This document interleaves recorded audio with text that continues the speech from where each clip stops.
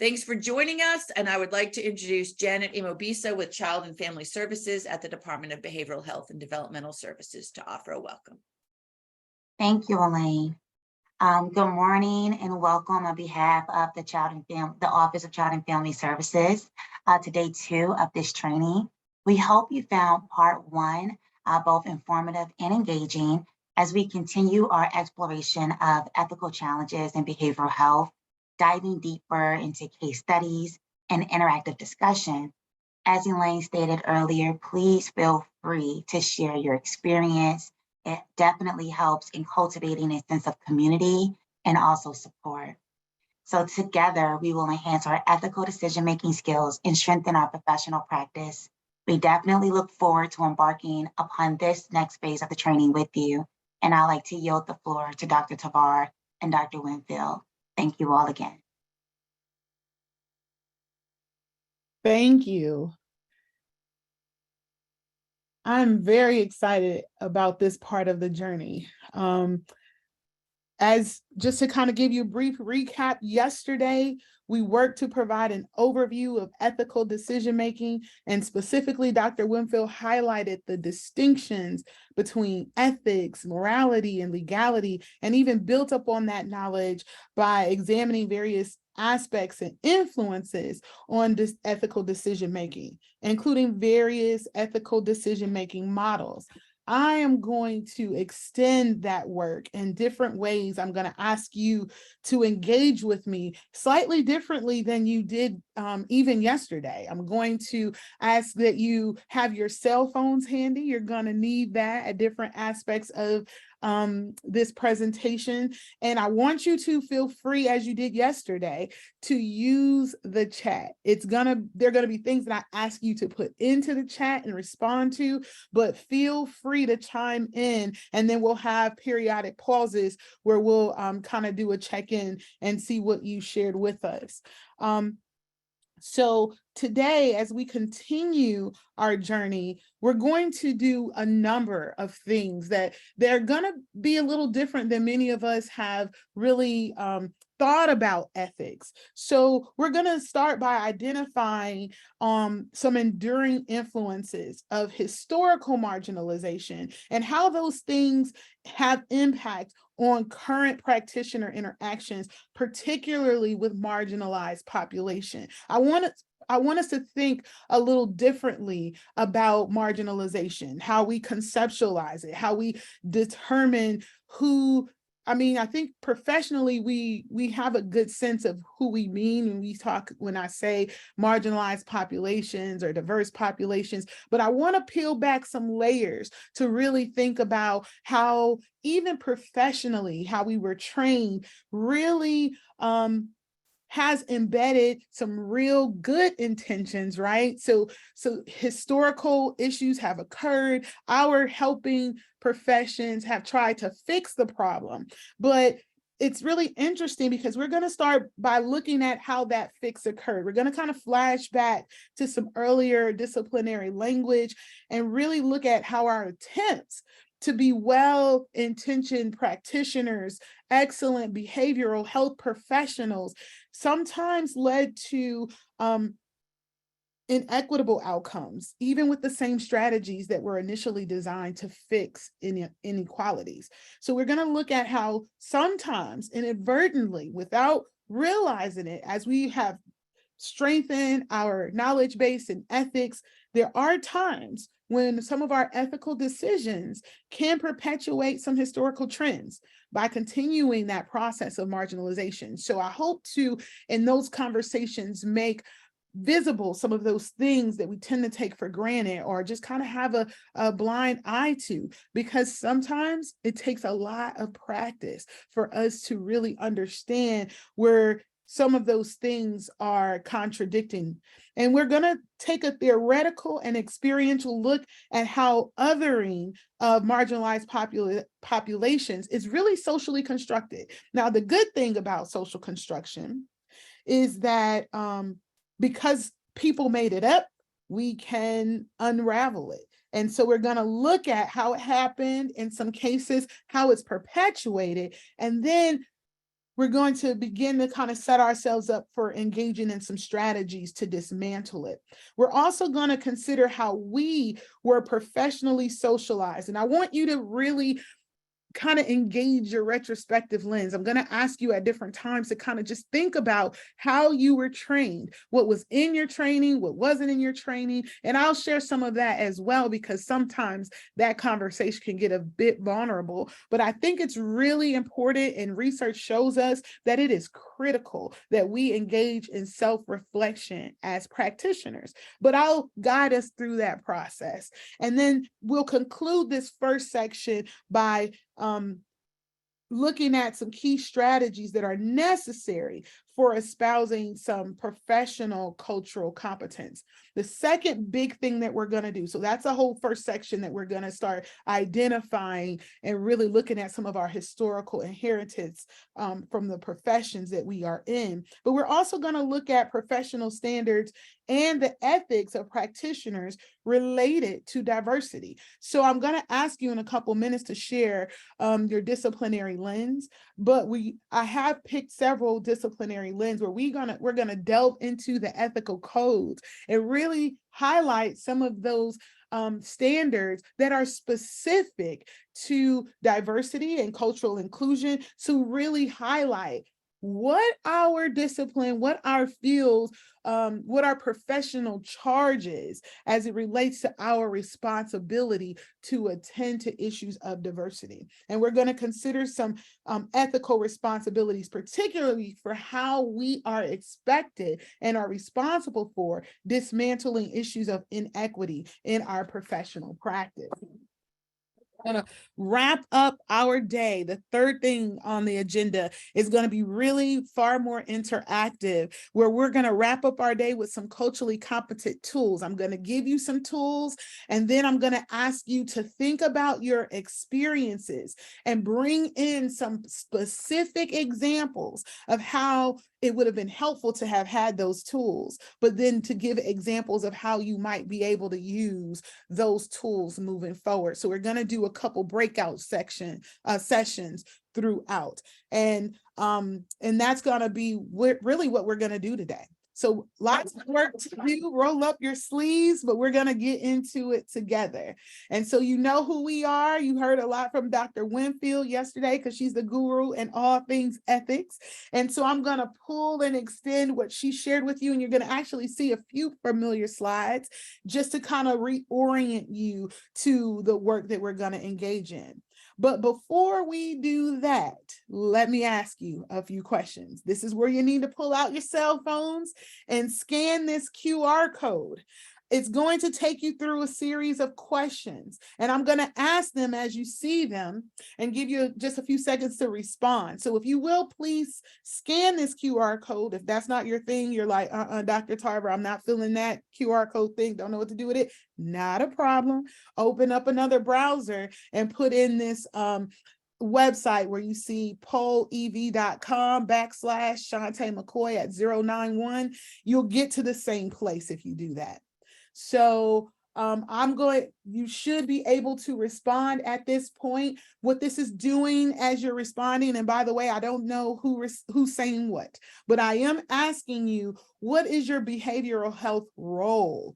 If you are a clinician, a case manager, counselor, a variation, how are you in this space on today? You can respond by your job title. You can respond by your credential. However you identify is what I'm asking you to share with me. There are points in this presentation that I'm going to go back to some of your responses, okay? So I just want you to matriculate through these questions, and this is kind of providing some information for me. So awesome sauce. I'll just share with you. I see a lot of LPCs are in the room. There's some therapists, there's some managers. Okay. There's some directors in the room, outpatient, clinical, CSB folks are in the room, health directors, health professionals are in the room, clinicians. We have LCSWs in the room. Awesome. We see some professors in the room. That's exciting. Good deal. Lots of folks. And so the way that I'm looking at this information on a separate screen, so if you see my head going like this, I'm looking at 3 different screens to organize myself, but I am seeing a word cloud develop that gives me a good sense of who's in this space. So thank you again. And I'm going to be pulling in and asking you to share your expertise throughout our time together. So please make sure you bring all of this into the space. Now, what I'm going to do is ask you to respond to another question. The second question now should come up for you. And the second question I want you to respond to is, what comes to mind when you hear the word diversity? Again, I'm not tracking who said what, low stakes. These things are not going to be saying, tied to you as a person, but I want to think about our general sense, because we're gonna deconstruct this term. And sometimes we hear it thrown around all the time without a real shared understanding of it. But I want to know what comes to your mind when you hear the word diversity. And I'm seeing that same word cloud effect happening. And I'll just share, many of you are seeing differences. And that's really great. That's a great starting place. We're going to really delve into that. I hear multicultural. I see multicultural inclusion. It's changing as you're typing. So I'm like, the words are literally moving on the screen. I'm seeing equity, variety. I'm going to show you this slide a little later.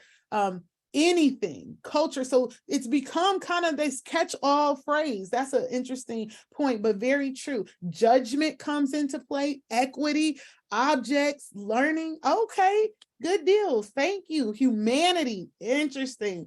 We're going to talk all about it. Acknowledging, acceptance, embracing. I'll share again some of this information later in our presentation. But thank you very much for engaging. Great.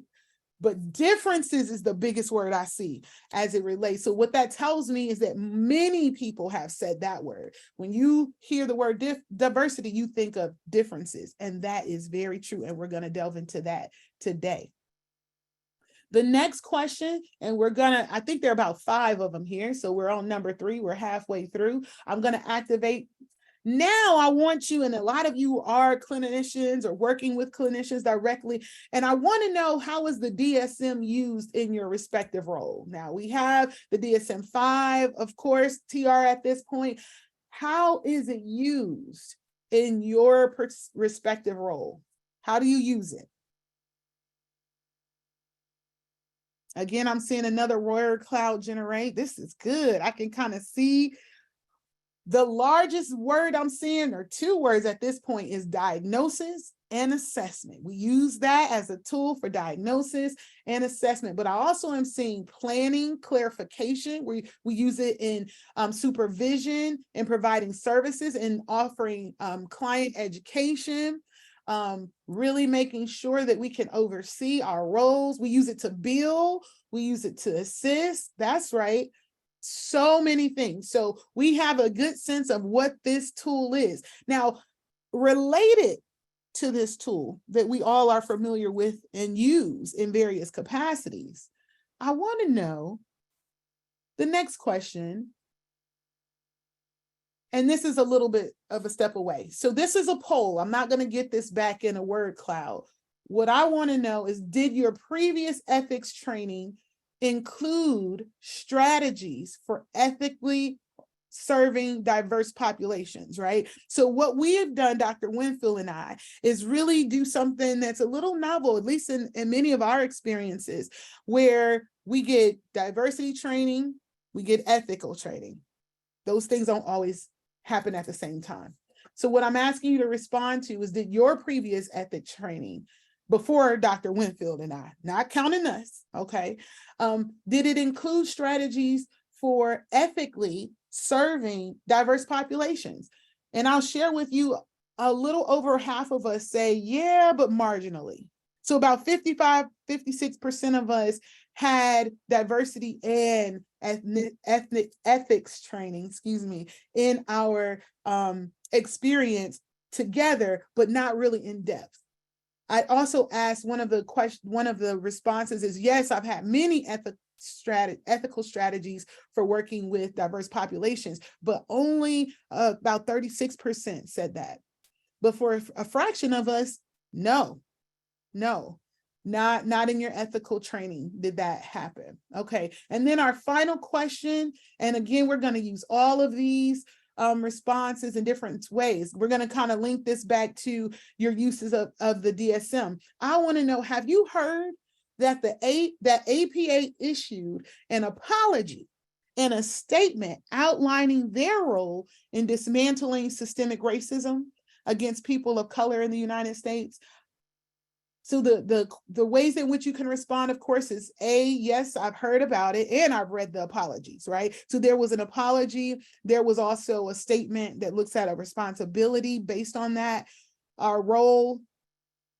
Or yes, I've heard about them, but I haven't read them. So if you have a sense of what, yeah, I heard something like that, but I didn't read the apology. And no, I'm not aware. So about 68% of us had no idea. Oh, this is going to be really good, because I'm not going to introduce the whole thing in the statement, but we're going to make reference to it and how it impacts what we do, especially when so many of us use the diagnostic DSM in many capacities and still, right? So I'm not going to be talking about, oh, it's so bad, they've issued an apology, we're scrapping it. We're not scrapping it. That's obviously not happening. But I really want to make us aware of some of the missteps. And when our professional diagnostic manual, right, has really had folks peel back some layers and say, wait a minute, there's some embedded stuff. I just think it's important to call attention to this, okay? So we're gonna keep going. I'm still sharing my screen, and like I mentioned to you before, we're gonna come back to some of these questions that you've answered.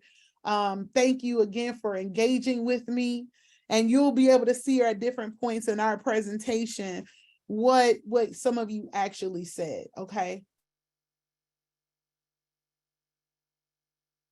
All right, so I'm gonna switch slides here. Thank you. Those are all the questions for right now. But trust me when I say we'll bring these responses into our conversation. You've seen this slide before. This is Dr. Winfield's conversation around characteristics of effective behavioral health professionals. Now, the good thing about this, remember, this one generated a lot of conversation. We had a lot of experiential things that came to mind when we were talking about this yesterday. But what I want to literally highlight and bring back to this conversation is this notion of cross-cultural sensitivity. Many of us could identify with that. And really, we defined it as being able to understand and work with clients from diverse backgrounds, right? So that's all a part of who we are. In order for us to be effective behavioral health professionals, we need to be able to be cross-culturally sensitive, right?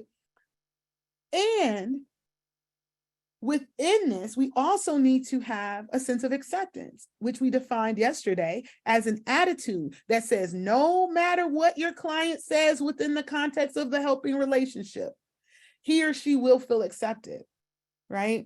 And so we kind of use that yesterday, as in if they said something that may not have aligned with necessarily our worldviews, what we thought might have been ethical, we're not judging it that way, but we just accept, as long as it's not something reportable, right? Or something that we are mandated to respond to. What they say is what they say, right? And so there needs to be on our professional side a level of acceptance. But I want to bring these both back to the conversation, because when we think about our ability to be cross-culturally sensitive, and when we think about our professional mandate to have acceptance, these are skills that make us effective as practitioners. There has been a challenge to even how we define these things. This next slide is another indication that highlights this challenge. This is again something that we discussed yesterday, particularly around the benefits and limitations of ethical decision-making models, right? So Dr. Winfield went through several models, but what I'm going to highlight and pull back the curtain on is this highlighted statement.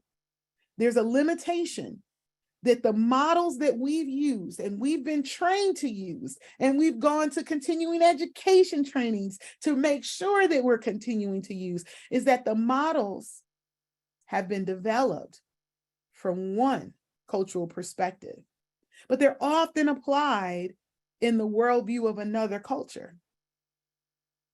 That's a limitation.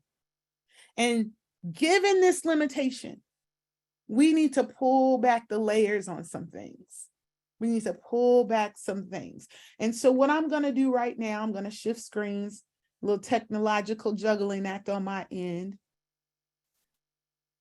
because I asked you the question, when you think of the word diversity, what comes to mind? And so what I'm going to do now, I'm just moving around some screens. I'm trying to make sure I can see everything I see on my end, but I want you to see the word cloud that we all generated, okay? So that you can see what we're thinking as a group when we hear, or when we are thinking about the word diversity, right? We have this limitation, and I want us to bring this back. Hold on one second. There we go. Does everybody see a word cloud? Thumbs up to those who have enabled their cameras. Awesome, awesome. So this word cloud is how you responded to my initial question. What comes to mind when you hear the word diversity? As I mentioned, the biggest word or words are things that we've said repeatedly. If we have a limitation professionally, even after all of our training and immersion into the ethics of our profession, there does still remain this limitation that there's only one cultural perspective that our ethics were written from. But what our ethics have embedded, and we'll talk about this more in depth a little later today, is the professional obligation to respond to the fact that there are different cultural perspectives, different worldviews. So somehow in our training, we've come to understand that there is a reality of difference. And when we think about diversity, we think of variety, multiculturalism. We think about maybe even aspects of diversity. I see women here, LGBTQ, religion, abilities, all of these notions and aspects of difference. But what we don't always talk about is different from what? Different from whom? And so perhaps if we're going to address the limitation that is inherent in our ethics professionally, our diverse ethics, right? Then we really need to pull back some of the layers regarding how we understand things. So what I'm going to do now is shift back to the PowerPoint so that we can start peeling back these layers. Okay, where's my zoom? Zoom, zoom, zoom. Give me just 1 second, and I'm gonna go back to, there we go. All right, I'm going back to my PowerPoint, and let's pull back that statement, different from whom, different from what? If we know that there are distinctions, and many of you name that in the word cloud, let's talk about what we don't talk about. Are you back on my PowerPoint? Everybody see the PowerPoint? Good deal. Okay. Let me pull that up a little bit bigger. So, in agreement with you all, diversity is the state or fact of being different. There's a uniqueness involved in diversity. And like many of you put in the word cloud when you didn't even have my PowerPoint, so y'all are ahead of the game. Diversity can be in many different dimensions, right? There could be diverse ability, diverse age, diverse ethnicity, diverse gender, diverse race, diverse religion or spirituality, right? And diverse sexual orientation. Somebody had that up there, LGBTQ. And there's diverse socioeconomic status, particularly around class and or income. But what we don't see, again, that really keeps this a limitation within our ethics is, what is it different from? That's a bit more challenging. But what I want us to be able to do is, let's highlight the standard. Now for this one, I'm going to ask you to use your chat. And so Dr. Winfield is looking at the chat for me a little bit closer. Let's go through each aspect of difference, if you will. And my question is, what is the standard within this dimension against which everyone is compared to? Because when you have this implicit standard and the point of comparison, you always talk about the people that don't kind of align with the standard. So diversity is the different population, right? But what I want us to talk about is not the different population. What's the population that is the standard, the norm, the measure by which people might be identified as different? So let's look at that piece. So in regards to ability status, I'm going to do something a little bit different right here just so I can see us. Okay. And you can still see this slide. It just looks a little bit more presentation. I'm trying to see the chat a little bit too, maybe because I'm nosy. But I just want to make sure that we have a few answers so we can keep going. There we go. There we go. It's coming through. It's coming through. Okay. Let me pull that back up. Okay.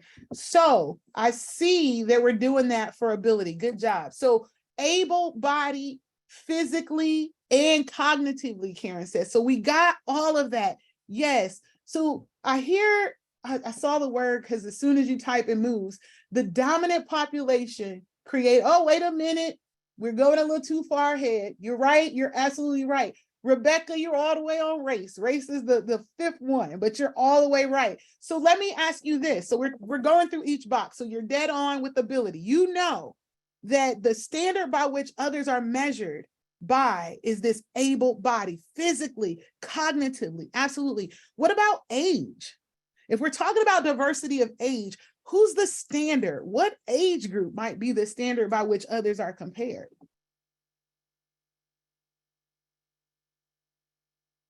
(24 to 45, 20 to 40. Uh-oh, I made Dawn's cut. I didn't make Tara's cut.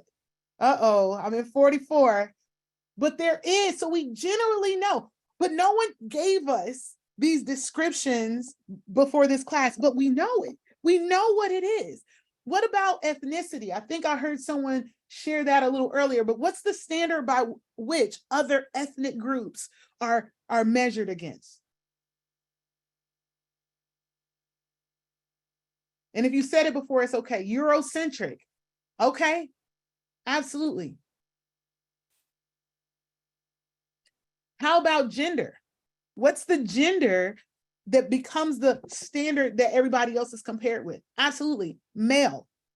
So male becomes normative. And when we're talking about diversity, we're talking about every other gender that's not male. We're talking about women, we're talking about trans, right? And so that's how we know, but we never really bring these standards or norms or even highlight the fact that they're considered normative, right? What about race? What about race? What's the standard by which other white? Okay, white. And we know this. We don't talk about this. So oftentimes our conversations around diversity don't talk about the folks that you're naming right now. What about religion and spirituality? What would be the religious group that other religions are compared to? Christian. Yeah. So whenever we're talking about diversity of religion, we're talking about other religions other than Christianity. What about sexual orientation?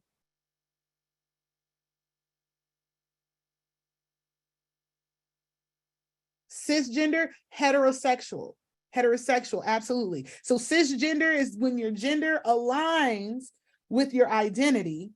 So if you are a male, you identify as male, right? So that's when those things are in alignment. But heterosexual is also the sexual orientation. So not just a heterosexual male, but a heterosexual male whose expression is in alignment, right, with what is touted to be heterosexual. So that's where I think we're going with the cisgender. So thank you for bringing that out. What about class? Socioeconomic status. What's the standard by which we measure other groups against? Middle to upper middle class? Okay.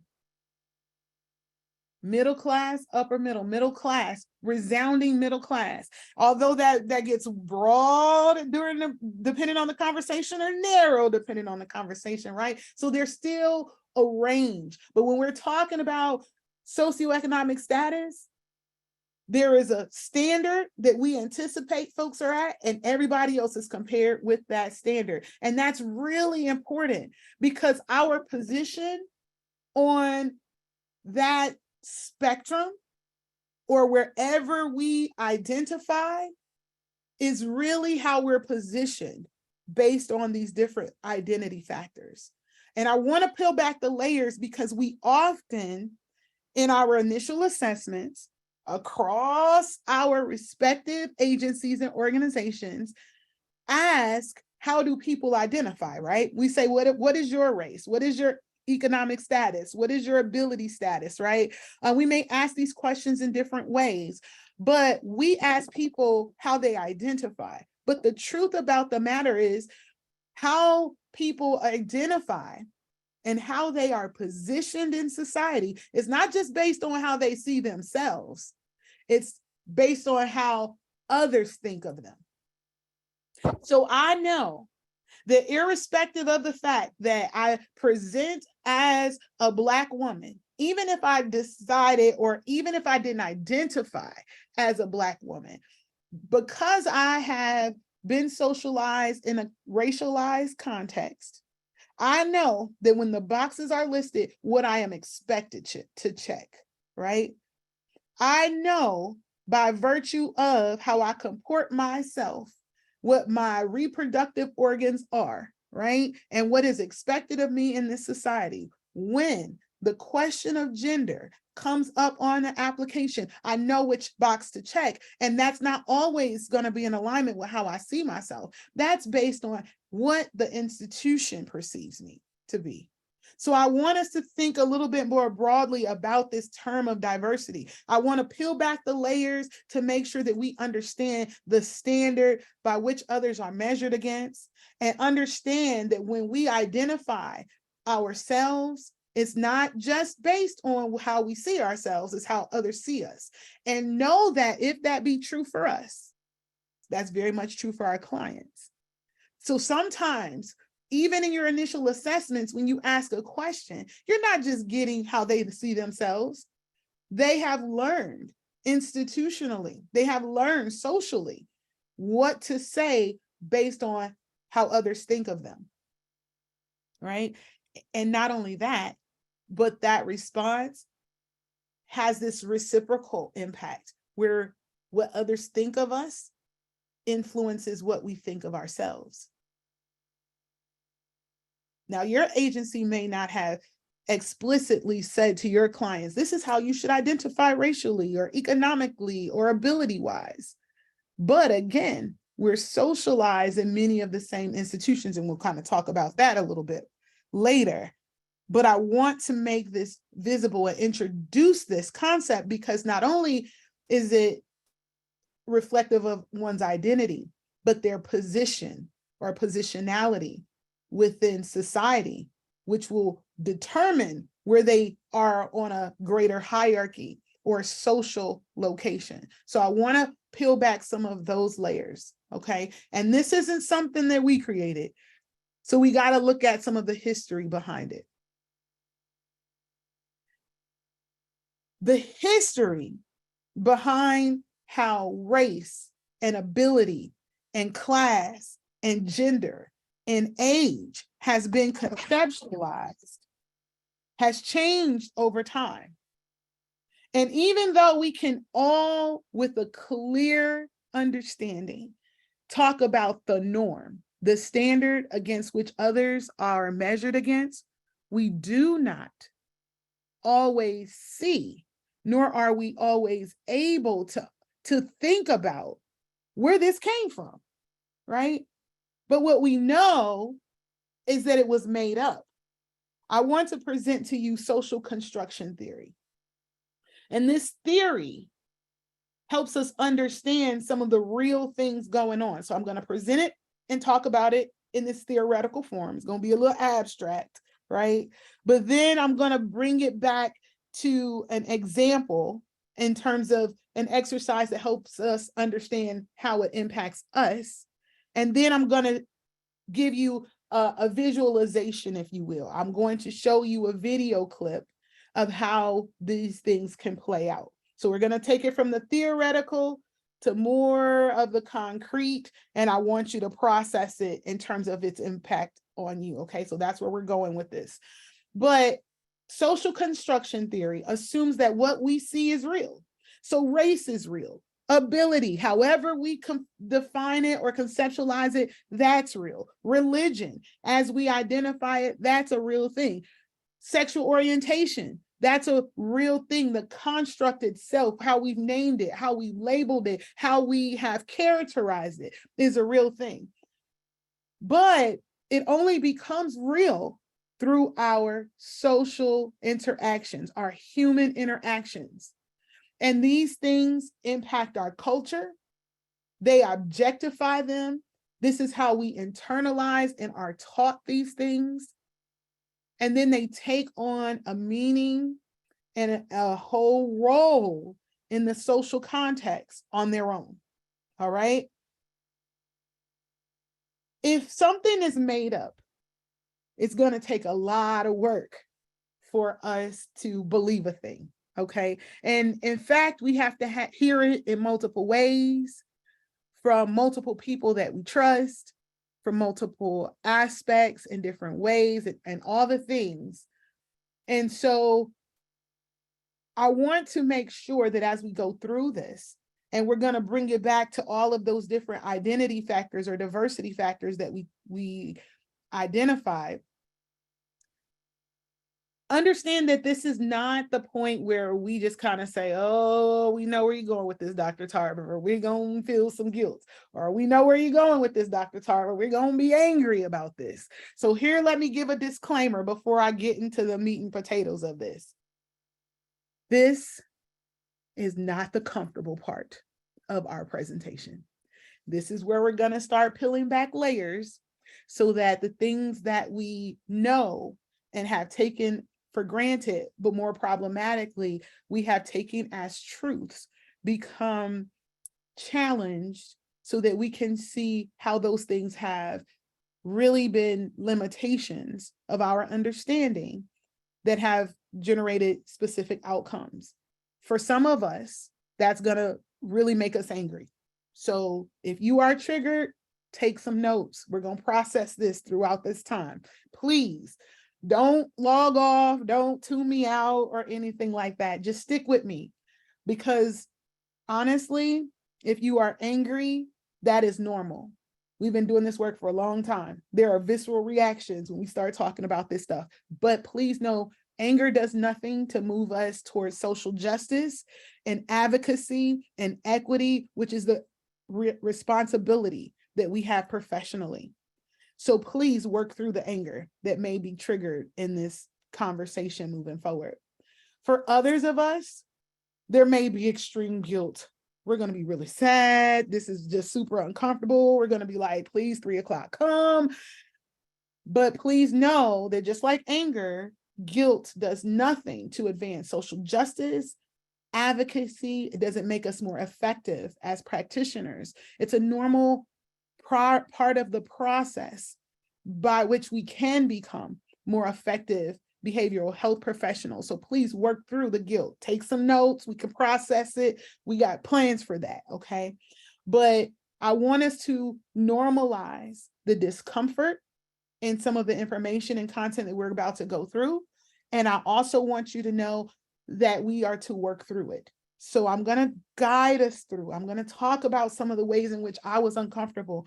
And this, again, isn't the easiest part of my job, but it's the most important and impactful so that we can get through it. And whether we've already gotten to points of discomfort and we've already been working on our stuff, we will continue in that process. Or maybe we haven't been challenged in these ways, and this will be a new aspect of our journey, but hopefully a foundational one that we will stick with. Okay, because we need this in order to dismantle that limitation. Whereas the ethics that we've accepted are like from one vantage point. And so if we can't work through this stuff, it's going to really constrain our ability to problem solve in real time in times of crisis and limit our effectiveness in regards to our clients. Okay, so let me just put that disclaimer out there. But we're going to get through it, and we're going to be better practitioners for it. So stick with me, okay? So now let me again, so to kind of take the sting off the discomfort, we're going to start with theory, right? But this theory happened before any of us was born. We were not here when the social systems were established. Most of us are far, far, far younger than even the disciplines that we were trained in, right?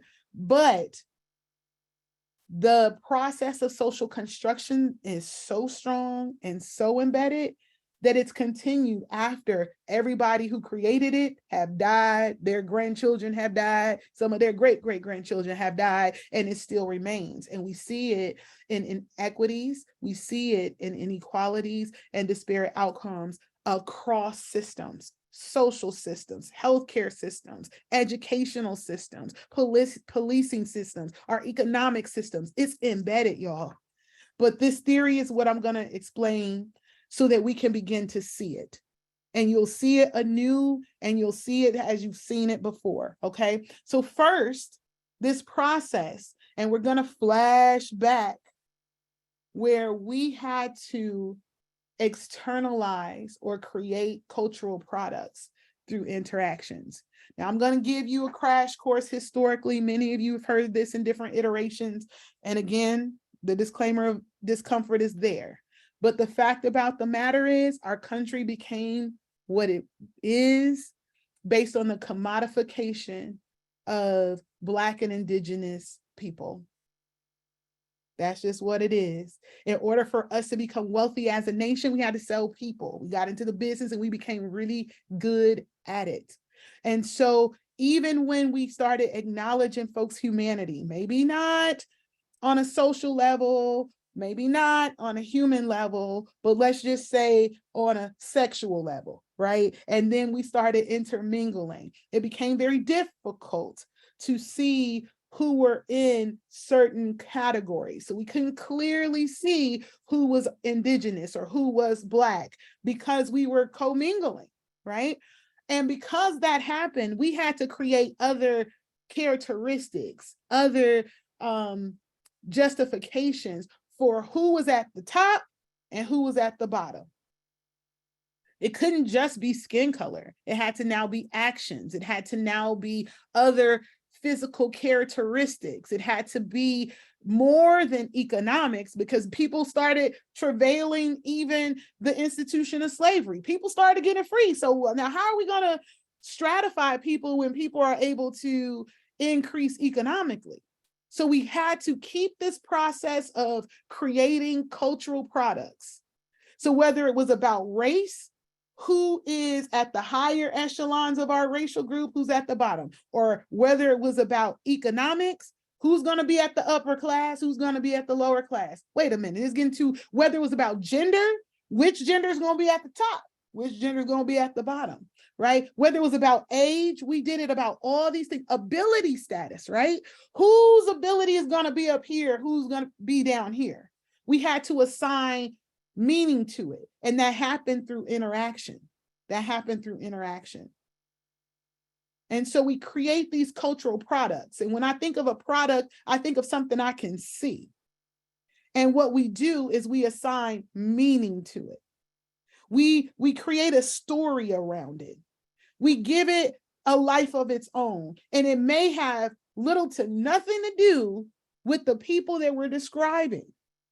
So when I ask you, to close your eyes and get an image of a woman in your head. You can not only tell me what this woman that you visualize without a picture may look like, but you may have some ideas about what she acts like, what she sounds like, what kind of things she wears. Those are the cultural products, the things that we can envision based on the interactions we've had over time to assign meaning externally, okay? So after an externalization or a product, if you will, was created, then we had to objectify it. We had to make sure that it took on a reality of itself, so that even when the description that I give you of the woman in your head dissipates, you can refocus your mind on it if Dr. Winfield asked you, or if someone else asked you. And you don't have to hear my voice anymore, but you can still have those same characteristics in your head. And so it becomes independent of the person who created it, okay? And then it kind of takes on a reality of its own. So this is how, even though many of us are in different generations, different age groups, maybe have grown up in different parts of the world, we can say with certainty that when we look at different diverse factors, there is a standard by which those folks, the difference, the diverse folks are measured against. We don't have to talk to the founding fathers who put those things in motion. They kind of take on a reality of their own. That's how the objectification happens. And then we learn it. We learn it from different agencies, different social institutions that socialize us and teach us what we are to do based on how we identify. So think about who taught you what it means to be the gender that you are. Who taught you what it means to be or to identify with the social class that you identify in? Who taught you what your ability status is or your racial status is, okay, your racial identity? Who taught you that? And what are the cultural products that have been created or the characteristics of that identity? So Tracy Orr is really one of the key players in helping us understand social construction. And this is a synopsis, a very just short clippet of how she says things are socially constructed. But that's really abstract.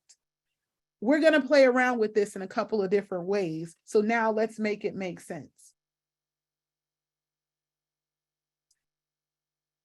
The ways in which social construction can go from externalization to objectification to internalization is through socialization. It's a lot of Asians, y'all, right? Socialization. But this is how the process continues. We did not design race. We were not there when the social structure decided where folks would fall on the hierarchy. We didn't need to be. But however it was defined and however it was decided through social construction, we are socialized, which is a process that all of us have engaged in which one learns the ways of the society and one's specific roles.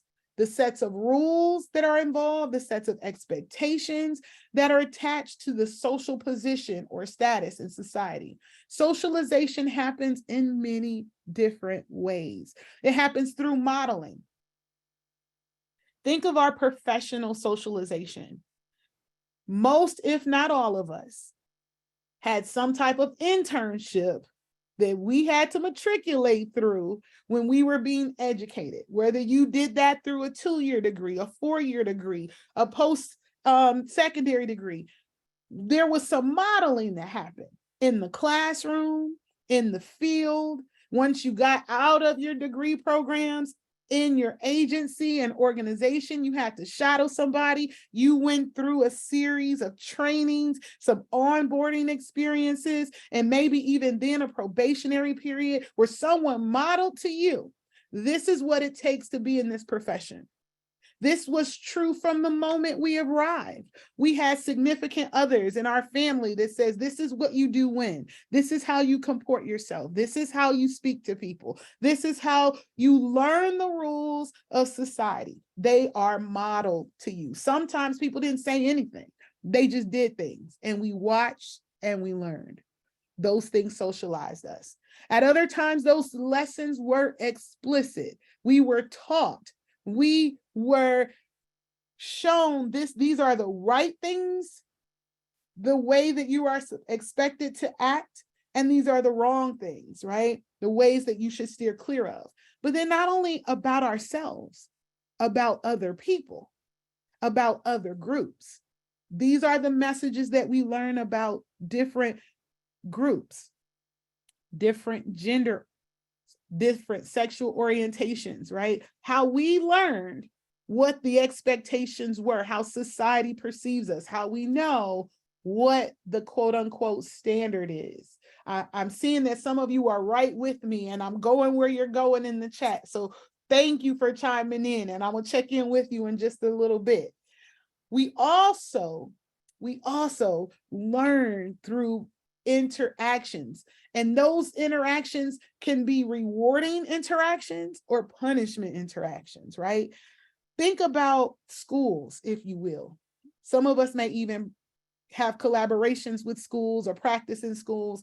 There are incentives for doing things a certain way, but then there are also, right, punishments, if you will, or restrictions for not adhering to whatever the expectation is. So all of these ways are ways that people are socialized. I said, think about schools, but it doesn't just happen in schools. To your point, Norma, it happens in the media.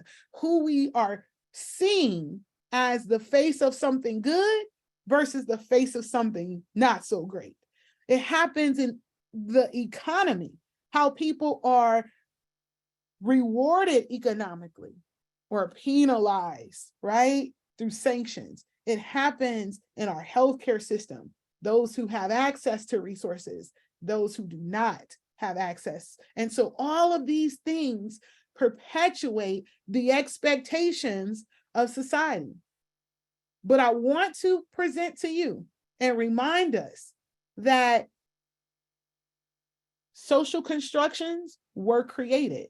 And so even though they are pervasive across systems, they were made up, and they can thus be redefined. So this is not, oh, woe is us, it's so big, the problem's too great, but understanding how embedded the issue is, but knowing that it's up to us, right, as behavioral health specialists, to understand our role in challenging some of the social constructions that are taken for granted. So now what I want to do, and I've been talking to you about a little theory, and I'm going to come back to that theory in a couple of different ways, but I want us to do an exercise. Everybody see the dot exercise? Thumbs up if you can see it. Okay, awesome. What I want you to do is to take out something that you're going to write on. I want you to recreate this pattern on a sheet of paper, grab a Post-it, write on the back of an envelope. I'm not going to ask to see this. This is for you.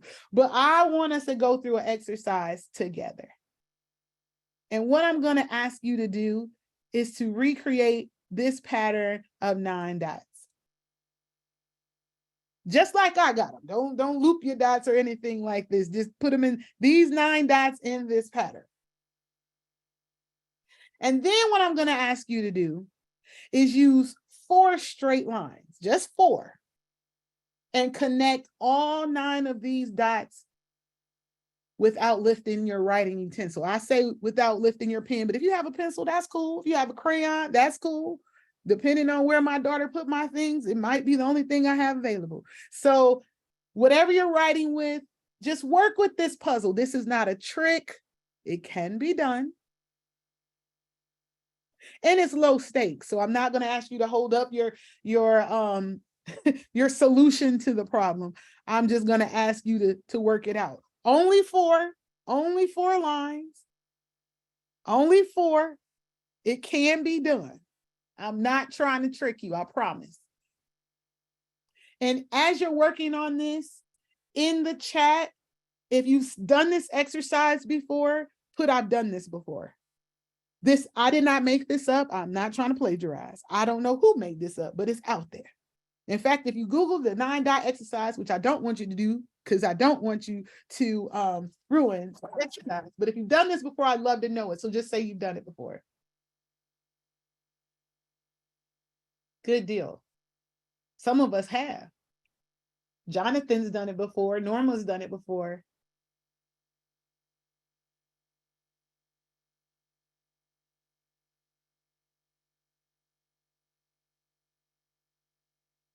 And so either Jonathan and Norma are saying, yes, I remember the solution, or they're saying, man, now I know that there's an answer to this. Don't Google it now. Don't Google it. I'll give you the solution in just a moment, but I'm gonna give you a couple minutes to connect all 4 of your lines. Use all 9 dots using 4 lines.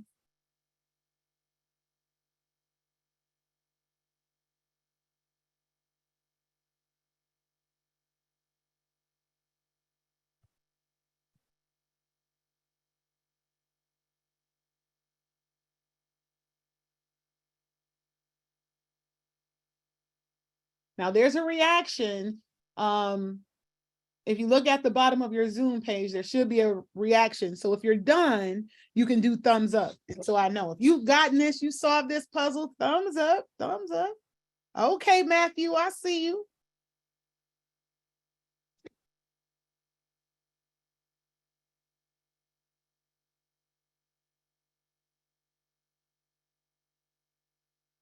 Courtney, thumbs up. Okay. Norma doesn't remember the solution. Don't worry, Norma. I didn't remember the first 4 times either. It's okay. No harm, no foul. Jonathan, he's trying to remember it. It's there. You've seen it. You have the solution in your brain.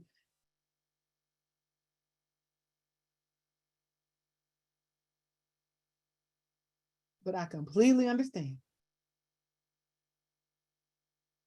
Andrew's got it. Okay.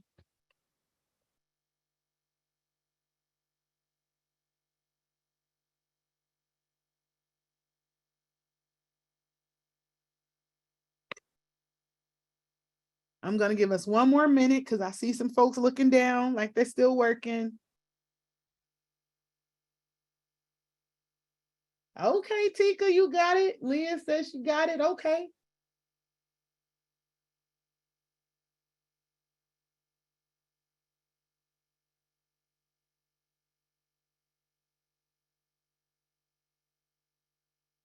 Now, I'm not going to torture you much longer.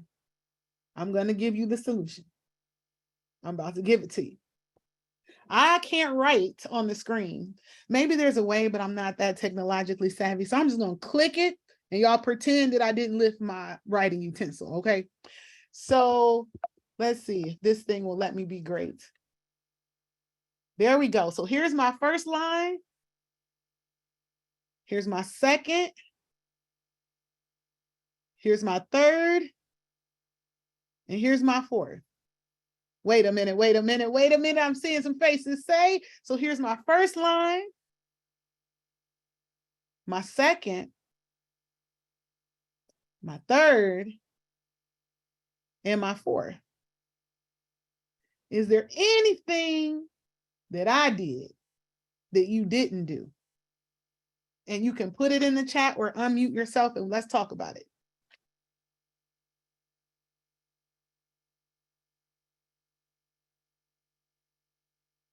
Let's see here, Chandra. Chandra said, you came outside the box. Now, Chandra, I said a lot of things in this exercise. I said, recreate this exercise using these 9 dots, using 4 straight lines, right? I said, I even put it in there, but at no point in the verbal instructions or the written instructions did I say there is a box. But normally you're not alone. Other people saw a box too. So if you saw a box, put in the chat, I saw a box too.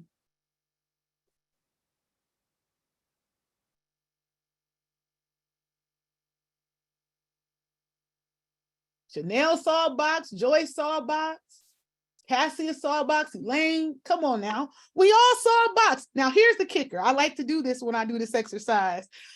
Is anybody, and I forgot to ask y'all this at the beginning, is anybody in this training from Milwaukee, Wisconsin? Anybody, anybody. If you are from Milwaukee, say, I am from Milwaukee in the chat.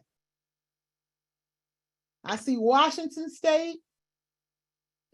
No one is from Milwaukee. Now, why would I ask y'all? This is not a exercise that was designed in Milwaukee. We are not responsible for that. People are living. Jonathan, you say you're living in Virginia, though, even though you're from Washington State. So here's the kicker. This is why I ask if you're from Milwaukee, because I'm from Milwaukee.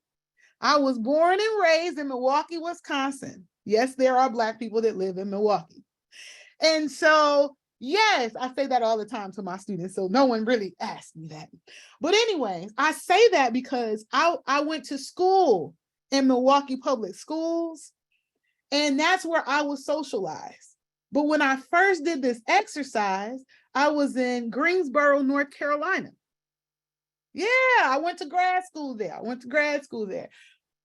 But like all of you who said, I saw a box too. I saw a box. And the reason why I bring up where I grew up is because if I was socialized, maybe it was a Milwaukee thing, right? Maybe I learned in school that when you see 9 dots this way, that it's representing a box. But that can't be just a Milwaukee thing, because many of you also saw a box. I never said a box, never wrote down anything about a box, but it kept you from solving the problem because you saw a box, because we saw a box. So I say we, because this was me too. And just like Jonathan and Norma, the second time I did this exercise, I still saw a box, but I knew it was something too. It was a trick. It was a trick, I thought. Though I hate to say it, but the second time and the third time and the fourth time, I still saw a box. And to be honest, every time I do this exercise, I got to go back to the solution. Like, how do I do that again? Because the socialization of connecting the dots that I learned from Milwaukee Public Schools is so ingrained. We practice connecting the dots at home. We practice connecting the dots at Sunday school. I connected dots in my spare time. I learned so intensely how to see things that weren't even there. How about that? There is no box, y'all. It could be if we made it one, but there is no box. They're just a pattern of 9 dots. And because we see a box, we can't go outside of the box. And you got that right on. So what does this have to do with anything I've been talking about? I'm not all over the place. I promise there's a method to it. I was talking to y'all about social construction, right? Social construction is perpetuated through socialization. It's modeled for us, right? We are sanctioned or rewarded to believe certain things, even when they're not there. Do you know how many stickers I got for connecting the box appropriately? But now here I am with my super grown self, and I can't solve a problem because of how I was socialized. May I present to you that social construction and socialization are so integrated that what we learn challenge our effectiveness years and years later. In fact, if I hadn't asked you the question, what did I do that you didn't do? You may not have even realized you were seeing an invisible box. You may not have even realized. And that's how important it is for us to critically self-reflect on what are we seeing, what have we been taught, what have we come to believe, whether that was taught to us professionally, right? We have had professional training, and you keep getting it. We got to get it, right? Keep our licenses on point. We got to keep on getting training. Sometimes that training prevents us from seeing things that could solve the problem if we can just look outside of the invisible box. But we don't know the box isn't there if we don't take time to recognize how we've been socialized. So there we took that abstract theory where you was like, Dr. Tarver, where is we going with this? To this exercise, like maybe there's a point to it. Now I'm going to show you a video. And in this video, it's going to be a demonstration. Now it's a little dated, y'all. They haven't up-to-dated it, but they haven't updated it. But it's a little dated. but I want you to think back to what you learned about social construction. Think about some of your challenges with solving this problem. And then look at this video and tell me examples of how social construction happens. This is an experiment. The way that I'm going to present this video is through what's called the daring lesson. This is on PB, it was done by PBS. You can YouTube it and see the whole full thing. And they brought, well, I don't want to give it away. But anyways, I'll give you a little bit of nuts and bolts afterwards. But we're going to watch this video. I want you to take as many notes as you can, because after we watch this video, we're going to go on a break. You're going to process, but wait a minute, you're going to see a lot of stuff in this video. But we're going to go on a break, and then we're going to come back and talk about it. We're going to do some breakouts, and then we're going to report out, and that's how we're going to kind of get through this piece. So what I'm going to do, let's see how we go. Okay. We'll see that film again. You don't see my video, but I'm going to give it to you. Hold on one second. For some reason, maybe because I have different screens. Do you see a video now? Okay, good. That's good. All right. Now, the trick is like, can I get you to hear it? But let me cue it up. I had it queued up, but when I hit play, it did not go. I'm not going to show you every bit. 43. Type in the chat if when I hit play, you can't hear. And then I'll send you the link. All right, so you can do, I'm queuing it up at 2:30. Can you hear us? Thumbs up if you can hear us.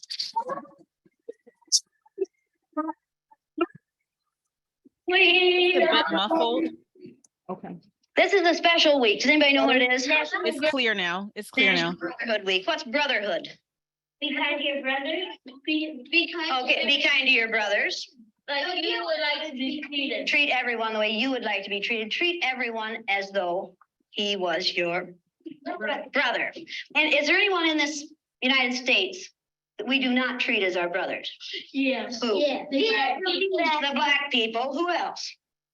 And Absolutely, the Indians. And when many people see a black person or a yellow person or a red person, what do they think? look at that. Dumb people. Now look at the dumb people. What else do they think sometimes? What kinds of things do they say about black people? They're niggers. Niggers. In the city, many places in the United States. How are black people treated? How are Indians treated? How are people who are of a different color than we are treated? Like they're part of this world. They don't get anything in this world. Why is that? Because they're different color. You think you know how that would feel to be judged by the color of your skin? Yeah. Do you think you do? No, I don't think you would know how that felt unless you had been through it, would you? It might be interesting to judge people today by the color of their eyes. Would you like to try this? Sounds like fun, doesn't it? Since I'm the teacher and I have blue eyes, I think maybe the blue-eyed people should be on top the first day. I mean, the blue-eyed people are the better people in this room. Oh, yes, they are. Blue-eyed people are smarter than brown-eyed people. My dad isn't that stupid. Is your dad brown-eyed? Yeah, One day you came to school and you told us that he kicked you. he did. Do you think a blue-eyed father would kick his son?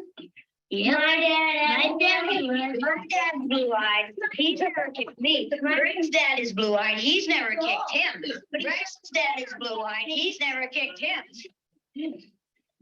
This is a fact. Blue-eyed people are better than brown-eyed people. Are you brown-eyed or blue-eyed? Why are you shaking your head? Are you sure that you're right? Why? What makes you so sure that you're right? The blue-eyed people get 5 extra minutes of recess, while the brown-eyed people have to stay in. The brown-eyed people do not get to use the drinking fountain. You'll have to use the paper cups.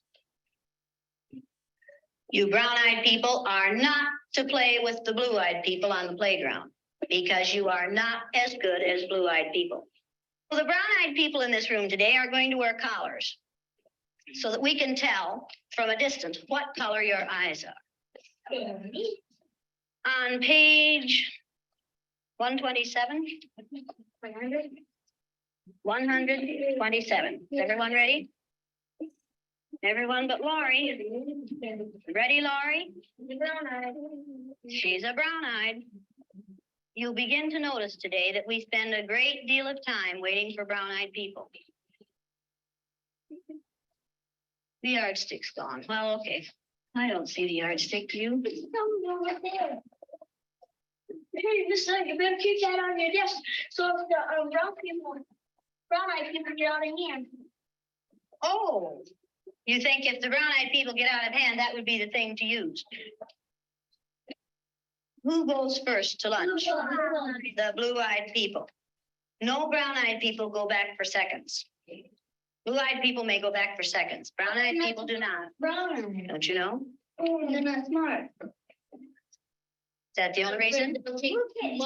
Might take too much. Okay, quiet.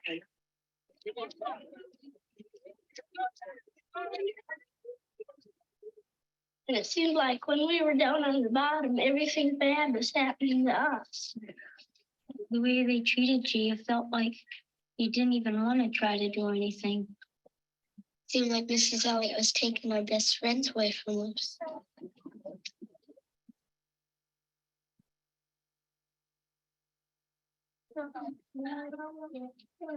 What happened at recess? Were two of you boys fighting? Yeah, Russell and John. What happened, John? Russell called me names and I hit him in the gut. What did he call you? Brown eyes. You call him brown eyes? They always call us that. Greg and all of the boys call us brown eyes. They say brown eyes. They were calling us blue eyes. I wasn't. Sandy and Donna were. Yeah. What's wrong with being called brown eyes? It means that we're stupider. No, not that. Oh, that's just the same way as other people calling black people niggers. Yeah. Is that the reason you hit him, John? Did it help? Did it stop him? Did it make you feel better inside? Make you feel better inside? Did it make you feel better to call him brown eyes? Why do you suppose you call him brown eyes? Right, because he has brown eyes. Is that the only reason? He didn't call him brown eyes yesterday and he had brown eyes yesterday. Didn't he? Because we just yeah, I said you put those blue things on there. Tease them. Tease them. Oh, is this teasing? No. Well, he did it. Were you doing it for fun, to be funny, or were you doing it to be mean?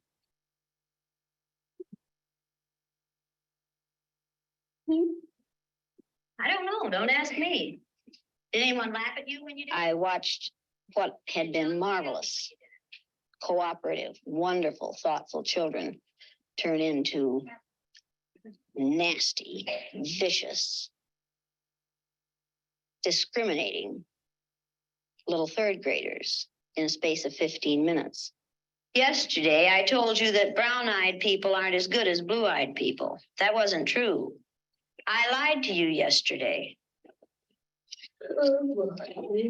The truth is that brown-eyed people are better than blue-eyed people.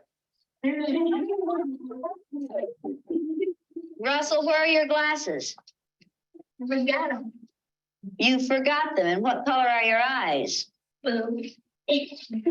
Susan Ginder has brown eyes. She didn't forget her glasses. Yeah. Russell Ring has blue eyes. And what about his glasses? He forgot them. Yesterday we were visiting and Greg said, boy, I like to hit my little sister as hard as I can. That's fun. What does that tell you about blue-eyed people? In fact, they fight a lot. The brown-eyed people may take off their collars, and each of you may put your collar on a blue-eyed person. The brown-eyed people get 5 extra minutes of recess.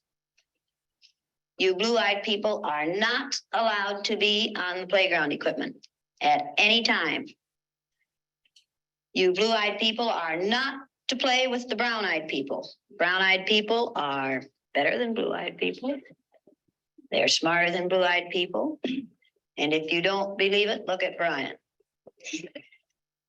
Do blue-eyed people know how to sit in a chair? Very sad. Very, very sad. Who can tell me what contraction should be in the first sentence? Go to the board and write it, John. Come on, let's do it again. Loosen up. Up, up, up. Come on. That's better. Now, do you know how to make a W? Okay, write the contraction for we are. Now that's beautiful writing. Is that better? Yes. Brown-eyed people learn fast, don't they? Boy, do brown-eyed people learn fast. Very good.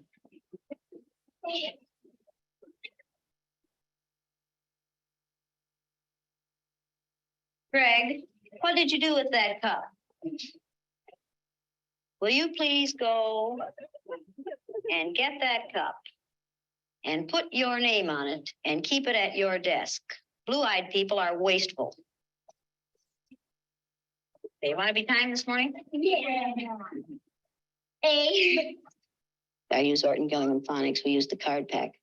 And the children, the brown-eyed children, were in the low class the first day, and it took them 5.5 minutes to get through the card pack. The second day, it took them 2.5 minutes. The only thing that had changed was the fact that now they were superior people.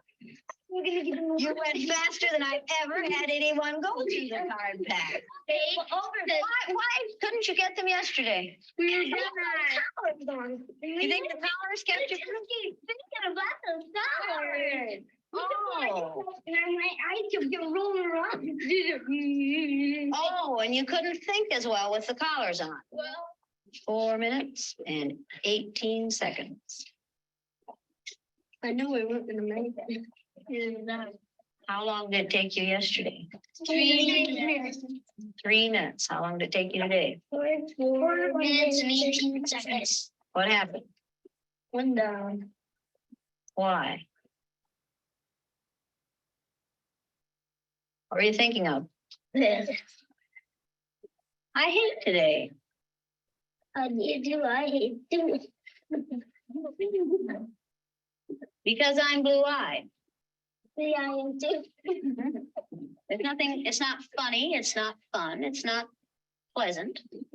This is a filthy, nasty word called discrimination. We're treating people a certain way because they are different from the rest of us. Is that fair? No. Nothing fair about it. We didn't say this was going to be a fair day, did we? No. And it isn't.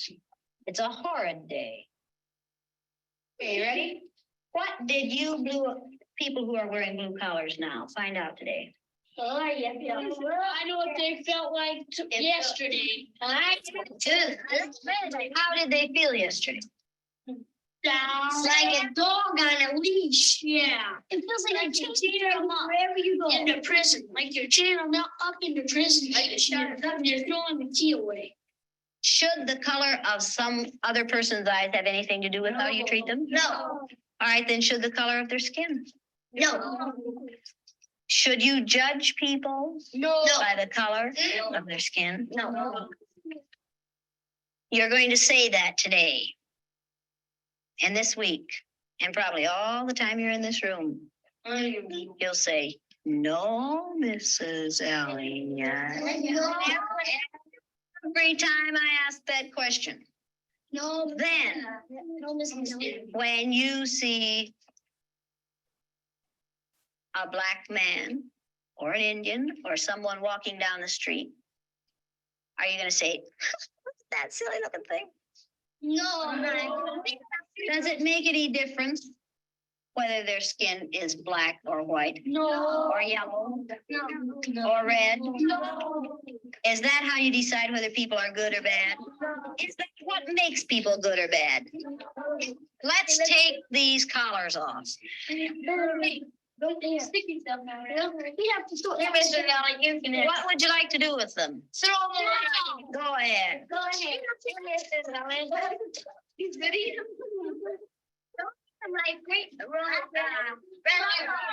Now you know a little bit more than you knew at the beginning of this week. A lot. Do you know a little bit more than you wanted to? Yes.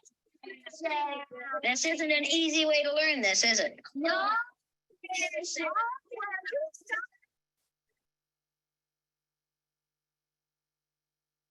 Okay, now let's all sit down here together. Blue eyes and brown eyes. Does it make any difference what color you are? Down, girl.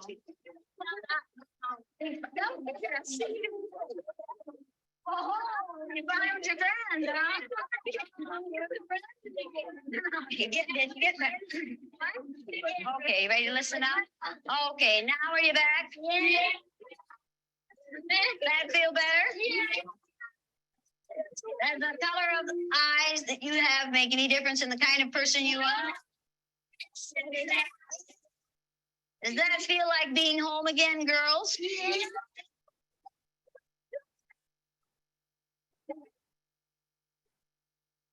This was the third time Jane Elliott had taught her lesson in discrimination.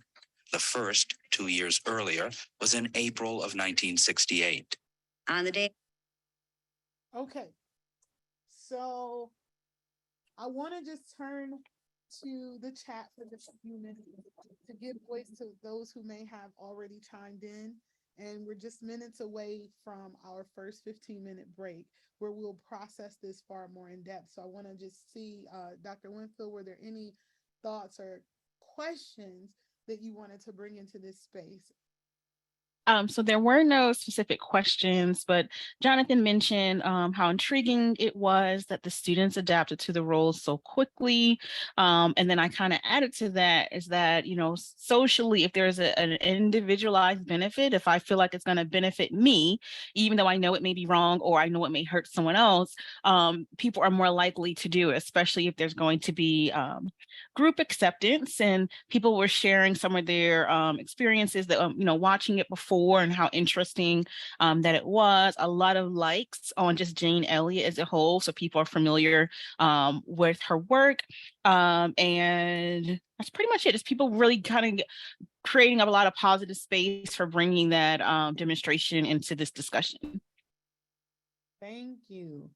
Thank you. And so I just want to share with you one more time my PowerPoint and just go back over, hopefully in a way that makes a little bit more sense.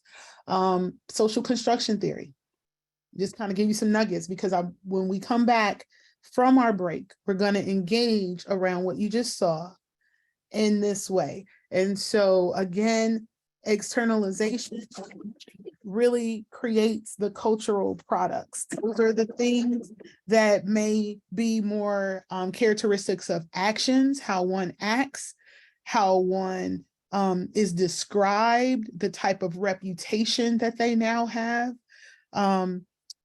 Whereas things are objectified, they become what we see, and they take on a reality of their own. Right? So kind of like the hint is, even if someone, i.e. Jane Elliott, established the rules, these things happen on the playground, these things happen at lunch. She didn't have to be there in order for the meaning to be attributed in a certain particular way. And then there was some internalization, right? Internalization really looks at what we learn, how the objective things become fact, even when they're making it up. And ironically, those kids, to your earlier point, Jonathan, so quickly, they were there when she made it up. They were there when she made it up, but there was an internalization that impacts behavior, that impacts thought process, that impacts performance, right? And so I want us to sit with that as we get ready to shift into our break in just a few minutes. Are there any questions?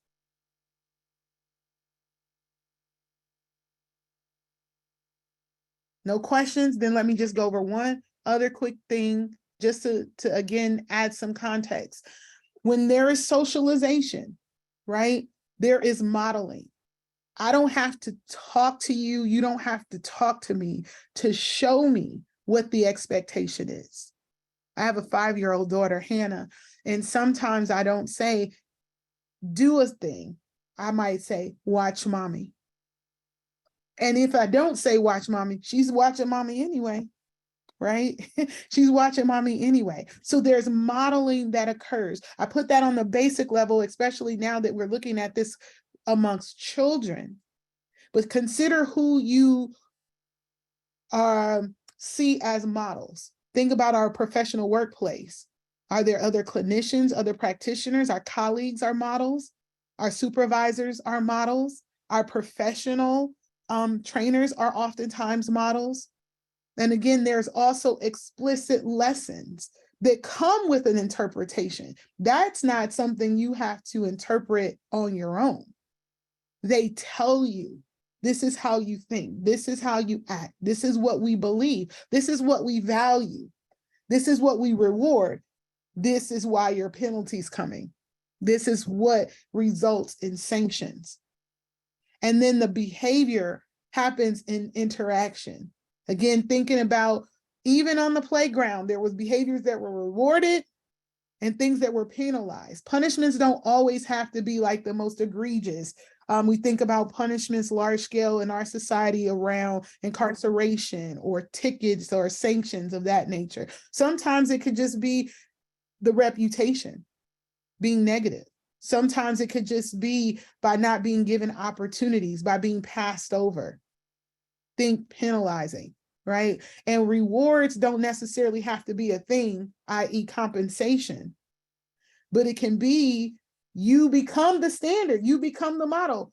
My daughter takes karate, and so this is what she loves to hear. How many of you are standing like a black belt like Hannah?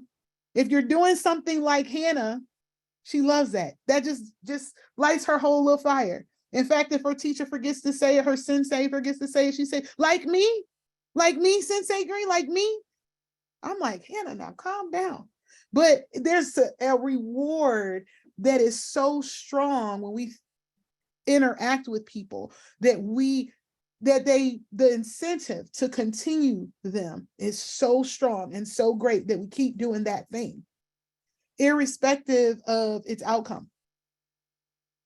And so I wanted us to reorient ourselves, having seen that example, because when we come back from break, we're going to discuss it as small groups, and then we'll put some thoughts in the larger space. So at 11:29, I'm going the wrong way. There we are. So we have a 15-minute break, and I'll yield the floor to the moderators. Hello and welcome back. We hope that everyone enjoyed a very refreshing but quick break. We are going to engage in this discussion with Dr. Tavar and get into some very productive and super fun activities. So I will welcome back Dr. Tavar and also Dr. Williams.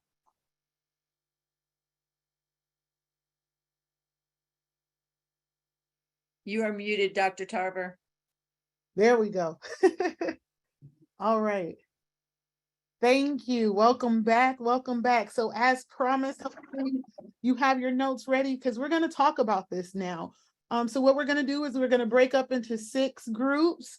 Elaine has so graciously prepped all this for us. We're going to break up into 6 groups, but what I'm going to ask you to do in your groups is to respond to the question. I'm sharing my screen, and these questions will be provided in the breakout rooms as well, but to respond to the corresponding question to your room. So if you're in room 3 or in group 3, then you start with the breakout discussion for group 3. We're going to give you 10 minutes to talk about your respective question. You can feel free to kind of chat around the rest of the questions if you finish your question ahead of time. But we're going to do the breakouts for 10 minutes and then come back to the larger group. So we can go ahead and start that. All right, so I'm going to go ahead and open the rooms. You will be randomly assigned to rooms and they should just whisk you off.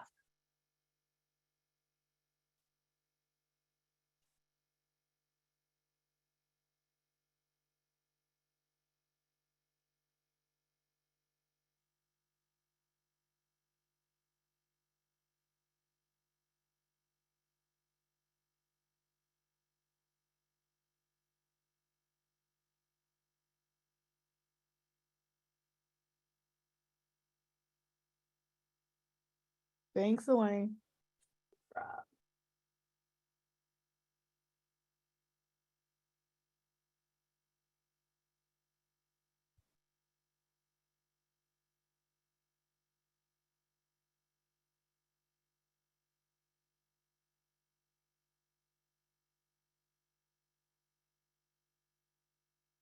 Lisa, would you mind popping into a room, making sure that they can see the questions? I was just about to say something to you about that in Teams.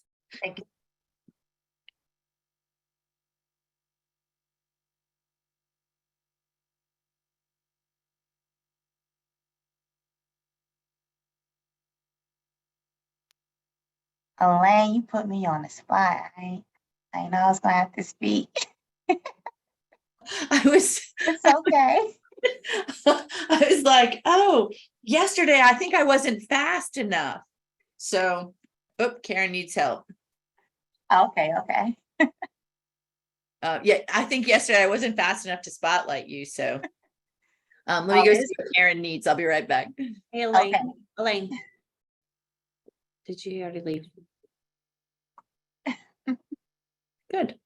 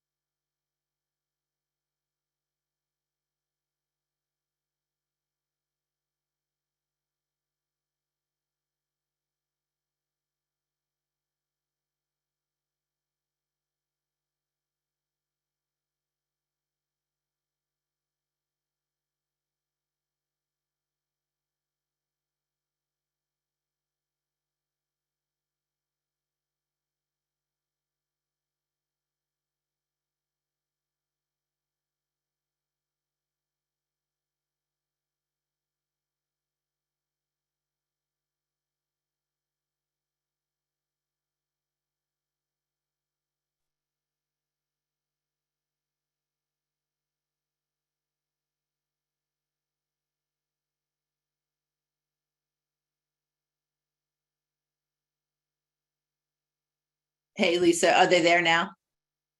Yes. Okay. Yeah, I ran over and realized that I was sharing them to the main room.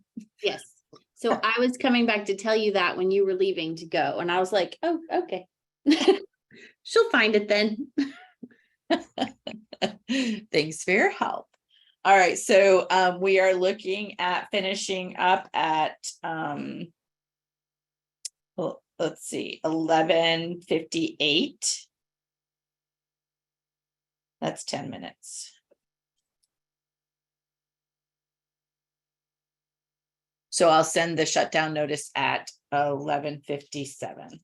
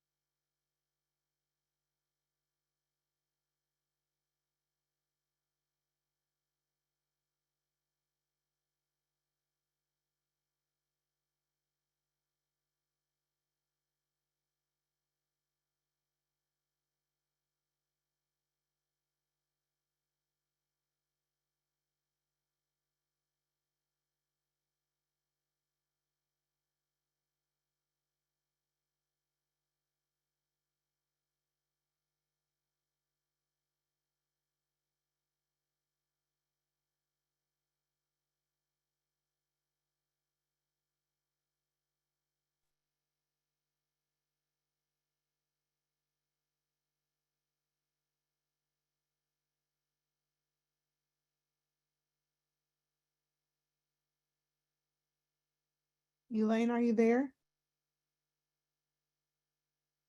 I am here. Okay, is there any way to let the groups know? I hate to break up these conversations, popping in and out. It's like they're going so well. So I feel like they definitely need a little bit more time. Okay, so they've only gotten a message that they had 3 more minutes. That was a minute ago. Okay, then that's fine. We'll go with that plan. Okay. Well, thank you for doing that.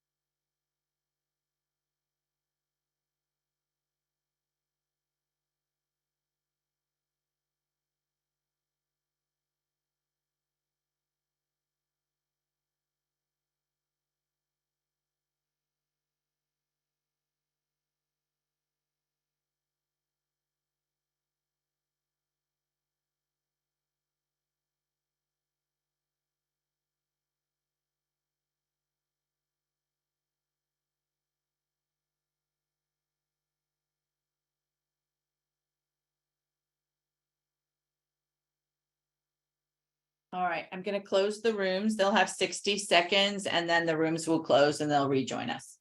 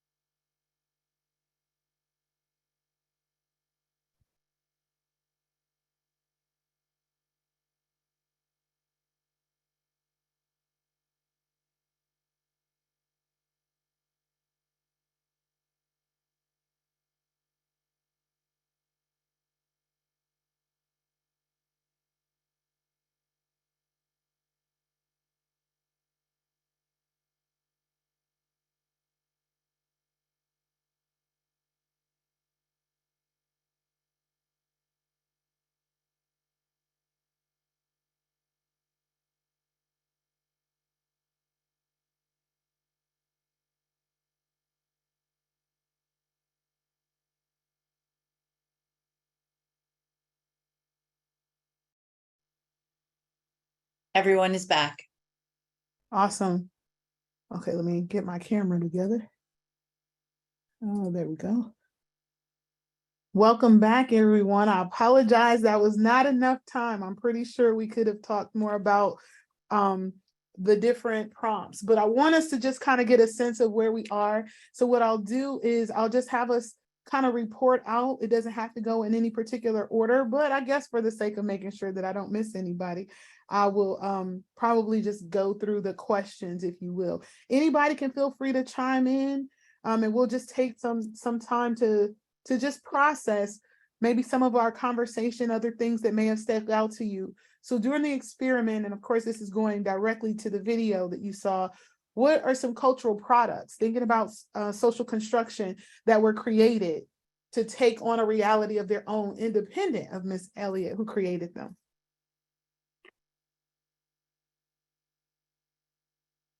And you can either chime in the chat, or you can chime in just by unmuting yourself.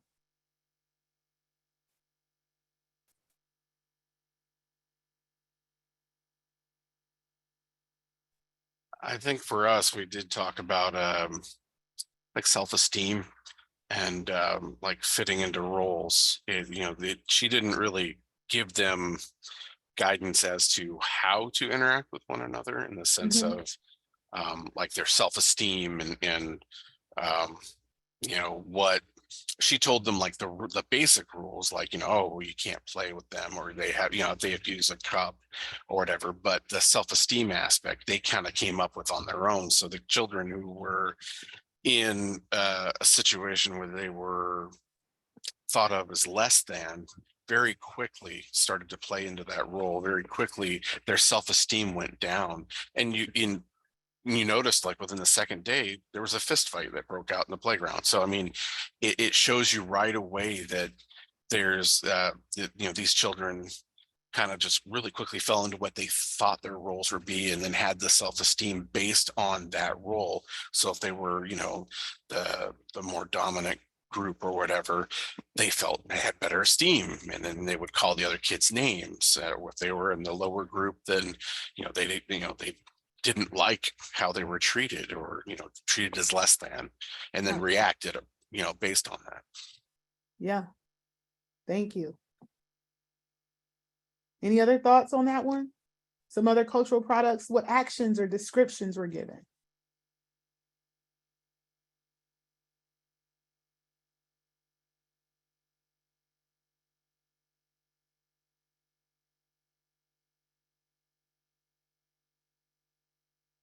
What about number 2?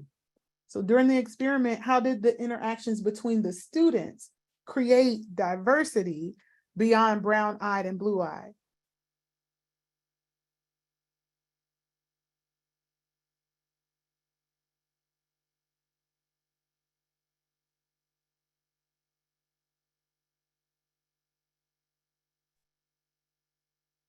They immediately changed their behavior.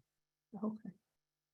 And it didn't take, and if you looked at the nonverbals of the kids, you could tell some of them were confused by what their teacher was saying. Like they didn't think it made sense, but they were more than willing to do what the adult said. This is the way it is. And that's kind of what you would expect of a third grader or younger. So if adults saying this is what it is, and adults modeling this is what it is, they're going to rise to the occasion. But their face was saying this doesn't make sense. But they were more than willing to do it. And so the other thing I thought that was really notable was it didn't just come out in the behavior socially, it came out in their academic performance. So the preferred group just did better because they were preferred. Had nothing to do with academic ability. It had to do with the perception that they were preferred. And so if all of our students feel like they're preferred, if this is accurate, it would play out that we could improve their performance just by preferring them. Absolutely.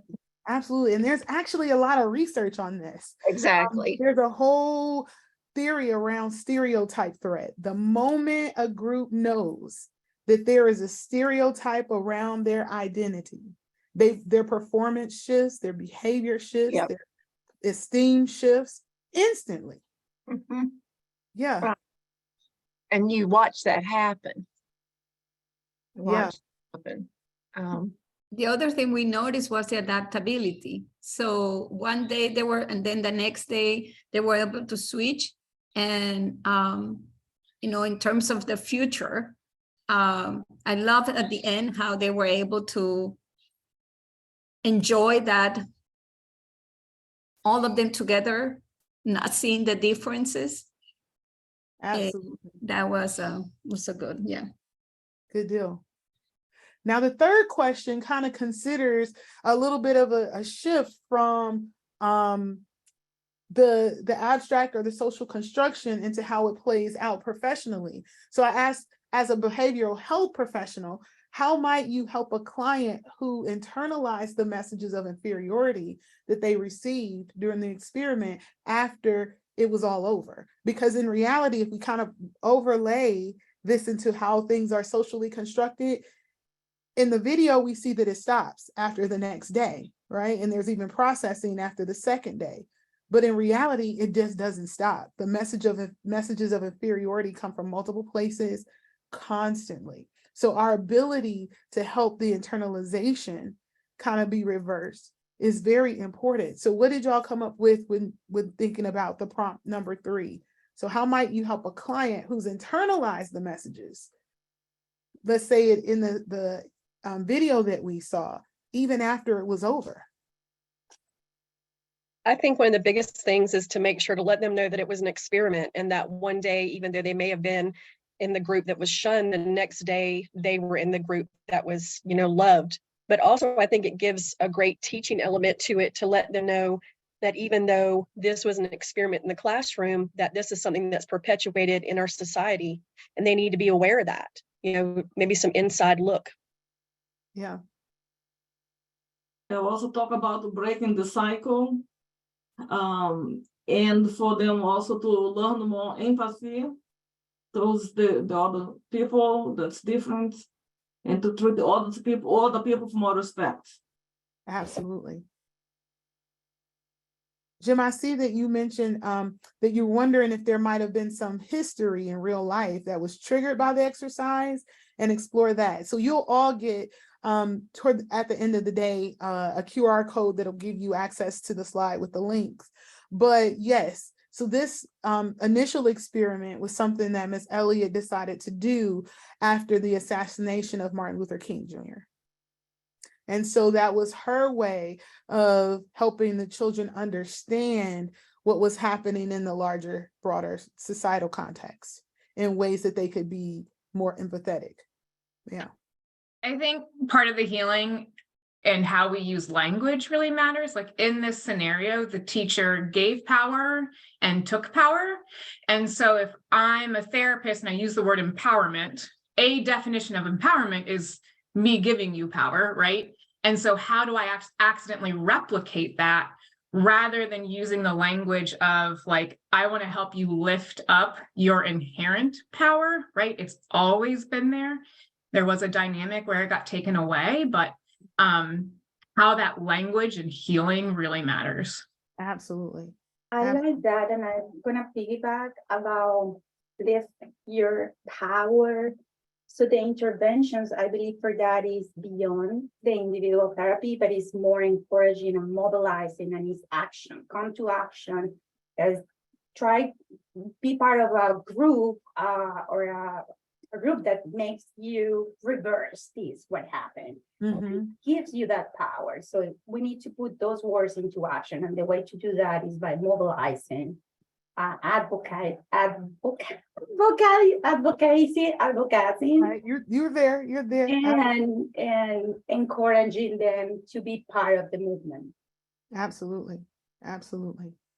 What about number 4? As a behavioral health professional, how have you seen policies and practices within your agency that perpetuate socially constructed messages of inferiority, right? Because these things don't happen in the abstract, they happen through interaction. And to your point, Marcia, earlier you mentioned that even as the children were processing it, they realized this didn't make sense, but they just went with, right, the person that was in authority. I'm sure there are moments, although most of our policies might make sense, there are policies that don't make sense, right? And that we can see how the social construction is transferred. What were some of your conversations around how you've seen policies and practices perpetuate socially constructed messages?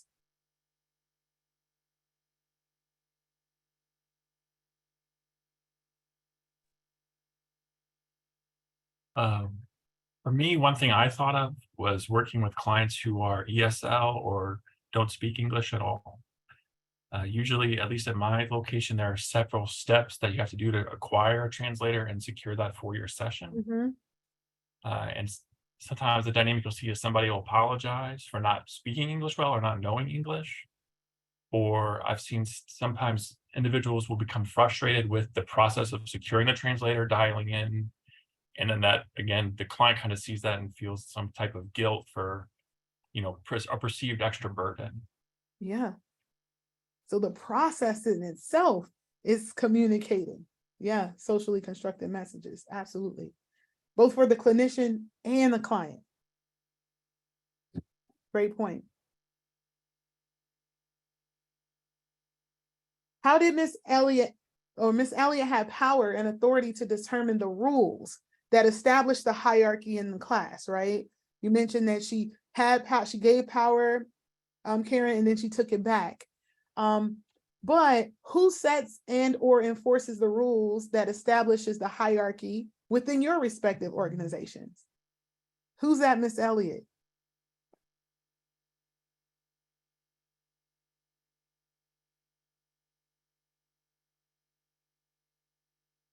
A lot of what we do, because we're Medicaid billable, I work for Community Service Board, is Medicaid. Miss Elliott's Medicaid, and it's awful. I like Miss Elliott way better than the Medicaid pools. Mm-hmm. And so that dictates how the intake goes. That dictates so many things prior to actually doing direct service with the child or family. Absolutely. Yeah. And it's not user friendly, and that's true regardless of which color you are or, gender, whatever. It's just not a friendly process at all. And I'm not sure how to get around it, because there's requirements that have to be done so that they can actually be open for services. But yeah, absolutely, that's in the way. Yeah. I agree with that. I'm with Arlington County CSB, so we have a lot of those regulatory bodies as well that dictates things. We have put in a lot of work to really try to center race when it comes to, we updated our mission, vision, values, our policies, our practices, all the things. But one of our biggest things is actually our community. Our community members. There's a lot of politics that happen within the Arlington County community, and they are the ones that in many cases that set and enforce the rules.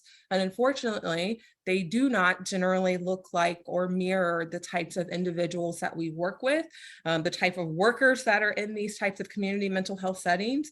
So they really they have a strong stake in a lot of the rules and expectations. Yeah. Absolutely. Thank you. And then finally, in the video, the children experience social construction within their class. How are socially constructed messages communicated to the professionals and clients in your respective organizations or fields? So you can identify who the Miss Elliott is, right?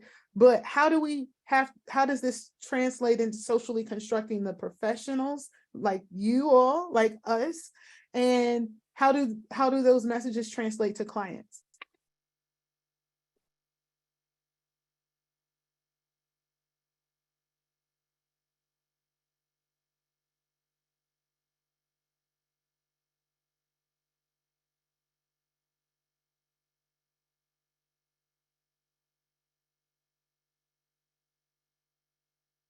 I think even the idea of talk therapy is very interesting. Talk therapy models came from old white men.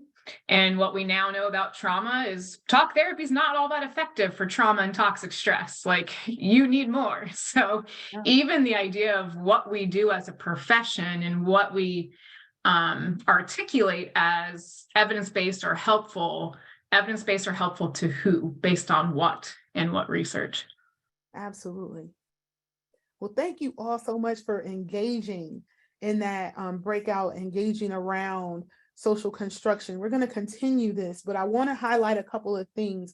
When we think about social construction, particularly as it was played out in the movie, the products, the things that were communicated by Ms. Elliott that became objectives, things that you can readily see, right? When we think about diversity, we had a whole lot of ideas about what kinds of diversity existed, but she put a color around the neck, right? The eyes were the distinction, but the color could help you readily see which group that you were in. So sometimes we say that that's based on skin color, that object that you can see. It could be based on the objects that you can or can't afford. Think about objectification of class. It could be the objectification of how well you're able to navigate your physical body, thinking about ability status and variations in ability status. It could be all types of objectifications. But when she set the stage around reputation, who was good, who was bad, who was violent, who was peaceful, who were better learners, who were quicker, right? All of those things, those reputations, those characteristics were very much in alignment with not just how things were objectified, but how things were internalized. And to your points earlier, yeah, it didn't just impact how students saw each other, but it's how they saw themselves. And that kind of goes back to our initial conversation around identity. We have an identity, and it's not just based on how we see ourselves, but how others see us, and how others see us impact how we see ourselves, right? And so all of those things are very interconnected. I'm going to share my screen again and share more content with you around socialization as we transition into what this means and what this looks like for our professional agencies. Just one second here.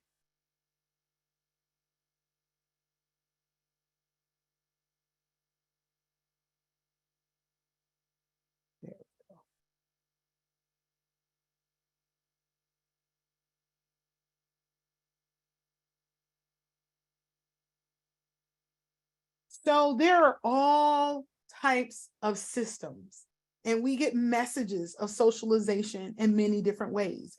In the illustration of the video, Ms. Elliott demonstrated the educational context, but there are so many other systems that simultaneously socialize us. And so what I want to do is to pull back the layers into how the systems are expected, even societally, to socialize us. So from an institutional context, right, there's the set of rules and relationships that govern the social activities. I asked the question as to how the messages of socialization around social construction are communicated to professionals, to clients. They tell us the rules, right? They tell us the regulations. They tell us the expectations that we are to uphold in order to meet our basic needs. So when we think about how these things are done in the family, the societal expectation, right, that may or may not be met in the same ways across family contexts, is that the family will be the instance or the context or the institution that reproduces, right? That's how we get our population. They will also be the starting point whereby which roles and responsibilities are socialized. So you see the modeling there, the explicit messaging about what to do or not to do. We also see that the family structure is expected to be a source of protection for the young, right? And many of us are engaged in interactions with family that may or may not provide that level of protection, right, for the youth. But that's the expectation. And that they would also in some way regulate sexual behavior. So while you're reproducing, you're also supposed to share some morals and values around engaging in or restraining from sexual behavior. But we see all too often that varies a great deal. And then that varying creates judgment, creates sanctions sometimes in family context. And they're also expected or charged with providing emotional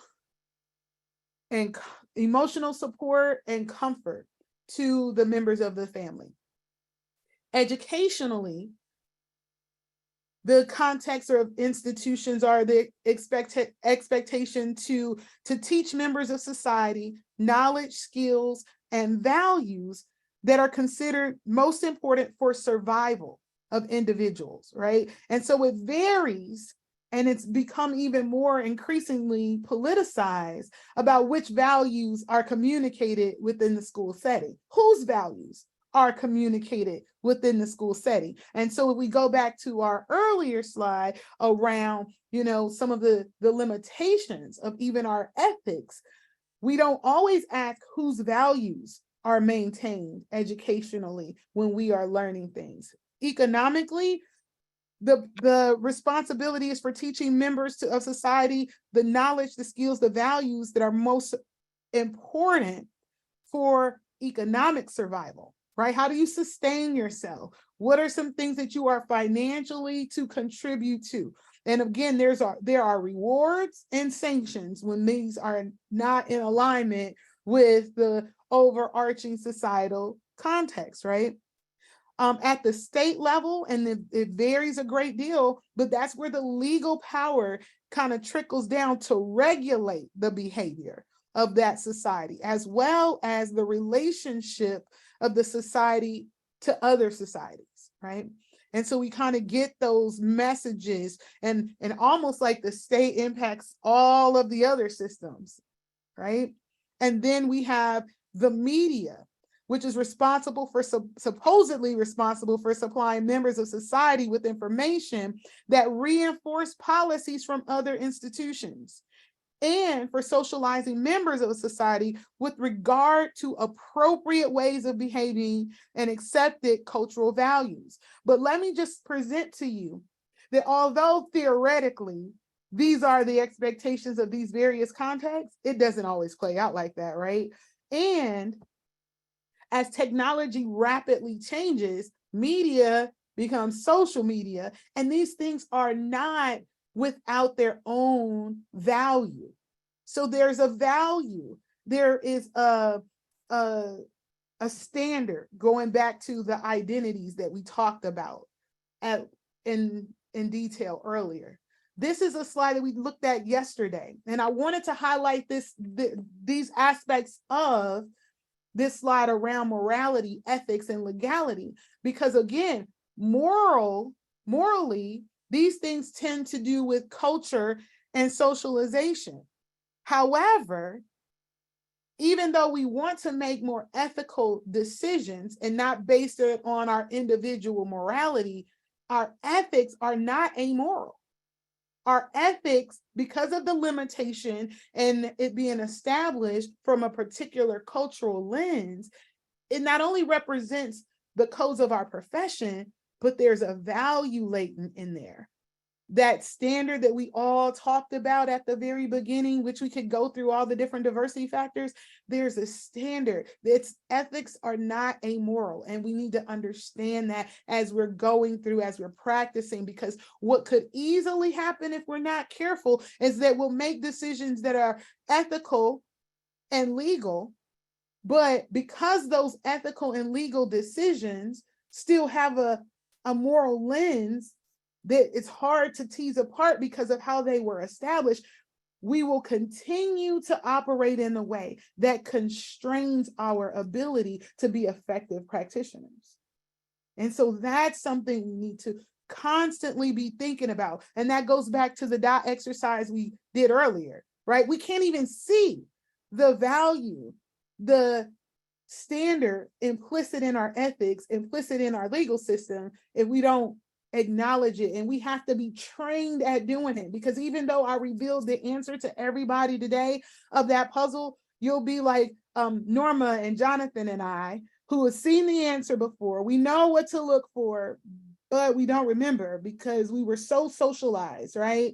And professionally, that looks like we were so socialized through our professional ethics. We were so socialized by our understanding and immersion in the law and the legal aspects that we want to make sure we definitely get right? We got to make sure we don't cross those boundaries, which is true. But then we also, in doing that, without careful, critical self-reflection and constant training to help us see what we take for granted, then we will be making those decisions in ways that might be colorblind or believed to be without value or objective. okay? But there are no objective decisions. It's just a matter of us seeing what subjective lens that actually exists. So professionally, the way that we have to think about diversity and the way that all of our professions suggest we should do is to really begin to think beyond just our initial try to fix it up by creating diverse experiences or attending to the fact that there are differences, but to really look at what differences are from a culturally competent lens. And so to do this, I want to tease apart what's the difference between diversity and cultural competence, right? So sometimes we have diversity training and we are trained in diversity. And it's kind of like, I wonder if this is even getting at the issue, right? And so there has to be another way to view it. But one of the things that we've learned through research is that there are clear distinctions that without careful self-reflection, we will default to diversity, the difference and understanding the difference and some of the cultural nuances without understanding the processes and the subjective experiences of folks. And so the big difference between, one of the big difference between diversity and cultural competence is diversity is easy. We can name the distinct racial groups, we can quantify how many people we have of a certain economic status. We can say how many English language learners we have, which is oftentimes a misnomer, because what I learned when I was working in the schools is that most people who are English language learners know English very well, and English is one of multiple languages they actually know, right? But we categorize when we do things quickly and numerically, we tend to rely on the quantification of distinction. So because we have different people from the standard, we just give it numbers, we can just give counts, but that tells us very little to nothing about the qualitative experiences that they have, right? It tells us nothing about what that really means. Are they one of few? Are they one of only? Just because we have diverse populations doesn't necessarily mean that we're servicing them properly. So we need to get at not only the numbers of it, but the qualitative processes. What does it mean? What mechanisms do we have in place within our respective organizations that look at the unique experiences of the diverse populations that we're serving outside of the numbers? How are they perceiving the services that we're providing?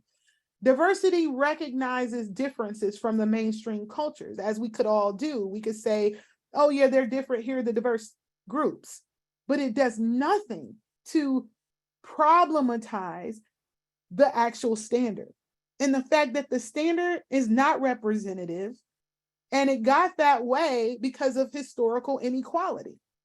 We don't want to go into talking about the inequities and how those things are linked to our history, but it's inextricably connected.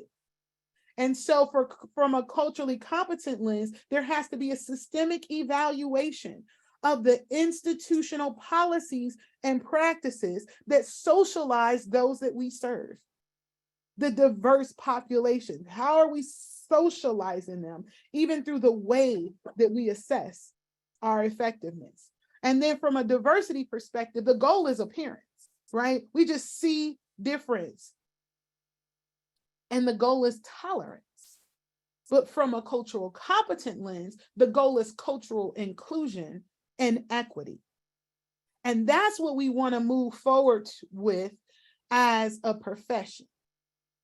In fact, cultural competence is really a process of gaining the necessary attitudes skills, and knowledge to be able to work with a wide variety of ethnically and culturally diverse clients. So it's a tool in your tool bag that you could pull out at any given time. It's recognizing that though I may know a little bit about a particular group, I know very little to nothing about an individual based on that knowledge. So we really need to make sure that it is person-centered. And the challenges when we are accountable to different aspects of our agencies and organizations, they want numbers and they want reports, right? But if we don't recognize and given that information, there's still a process involved to even how we roll out our services and how our services are received, then we're missing the mark. Cultural competence requires an understanding and a consideration. Here it goes, y'all, of the concepts of power, of privilege, and oppression. Now, I gave you all the disclaimer. This is not the fun part. And we're going to get back into this maybe after y'all have some lunch. We'll get in the nuts and bolts of some of these things. But unless we can see where power is at play to create privilege for some and marginalization for others, we will perpetuate the access to privilege for some and the perpetuation of barriers or oppression for others. And so we're going to pull back some of those layers again. It's important that as behavioral health professionals, we practice cultural competence. All of our ethics mandated, all of them. And practitioners must be capable of recognizing and critically examining the presence and influence of power in perpetuating privilege and oppression. We have to realize where we hold power. Now, here's the kicker, right? Because we can identify the Miss Elliott's that aren't us. I didn't hear anybody say out loud or put in the chat, I am the Miss Elliott, because they're probably not us. We're not setting the stage. However, how people experience the Miss Elliott is oftentimes through us. And if we don't attend to issues of power, and we always think power up, we rarely think of power down. We do have a constraint. There is no lie in that, right? We can't do it all because we're not the Miss Elliott, right? We didn't set the system. We didn't create it. And we're held by certain things. But if we don't look at what power we do have, we will be enabled to empower our clients. We will be enabled to advocate for them in the ways that even our professional ethics mandate. So here's the conundrum. We have limited power because we're not Miss Elliott, but we have to attend to the power that we have because our ethics mandate it. Let's look at that. So what I want to show you, I'm going to stop sharing my screen over here and share it over there so that you can see what we said in terms of who we are. When I asked you what is your behavioral health role, this is what you told me. So we have a lot of LPCs in our training today. We have some directors, some manager. We have a lot of behavioral clinicians. We have some CAs, some CSACs. We have some counselors, some school social counselors, right? We have clinicians, all kinds of practitioners. We have some QMHPs, LCSWs, and I may not have every professional organization. Y'all know our ethics is long, right? We took our test and we're done. Like, we just trying to do our professional development. So I'm not expecting you to know the number of professional ethics that relate to diversity. So, but I am going to share a few. So we won't go through all of it. And I somehow, in all of my brilliant technology, okay, there we go. And so I'm going to go back to my PowerPoint, but I'm going to pick 5. I'll pick 5 of our professional organizations that are represented in our word cloud. So forgive me if yours is not up here. In fact, if it's not up here, please put it in the chat. So if your professional organization is not represented by any of these letters, please put your professional organization, the ethics that you are bound by, into the chat.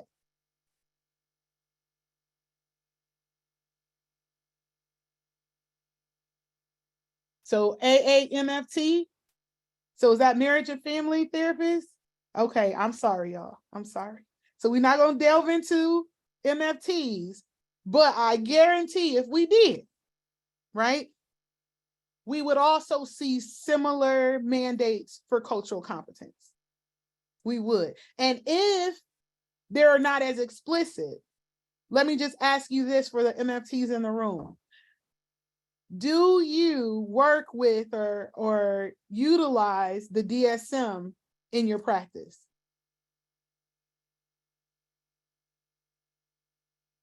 So Norma, I see that you said that also says something. What do you mean by that? That I didn't have it on there? I apologize. Or did you mean, what do you mean? No, because politics and everything else, you know, in terms of professions, yeah. But yes, yeah, of course we do. We have to use the DSM. So if you're using the DSM, I'm gonna catch a little bit of your responsibility. All right. Okay, because we're gonna talk a little bit about APA, who is the one that puts out the DSM. So thank you for highlighting that. I apologize for leaving you out. But let's look at this briefly. ACA, which is the American Counseling Association, right? These are just some of. In fact, if I look at F11, it's like the whole section is about multicultural diversity, competence, and counselor ed. But I just want to highlight some of the language that is in alignment with cultural competence. Counselors communicate information in ways that are both developmentally and culturally appropriate. That is what this developmental and cultural sensitivity one highlights. And advocacy is embedded in all of our professional organizations, but for ACA, the language around it requires us to address potential barriers and obstacles that inhibit access and or growth and development of clients. So anytime that our profession talks about potential barriers and obstacles, we may not do the best job of linking how that's connected to our historical systemic setup, but it's an acknowledgement that there needs to be a pushback, even in the face of the Miss Elliott's up here that hold all of the real power, right? We are still expected to utilize our power to address those barriers. And then the cultural sensitivity here requires that we recognize culture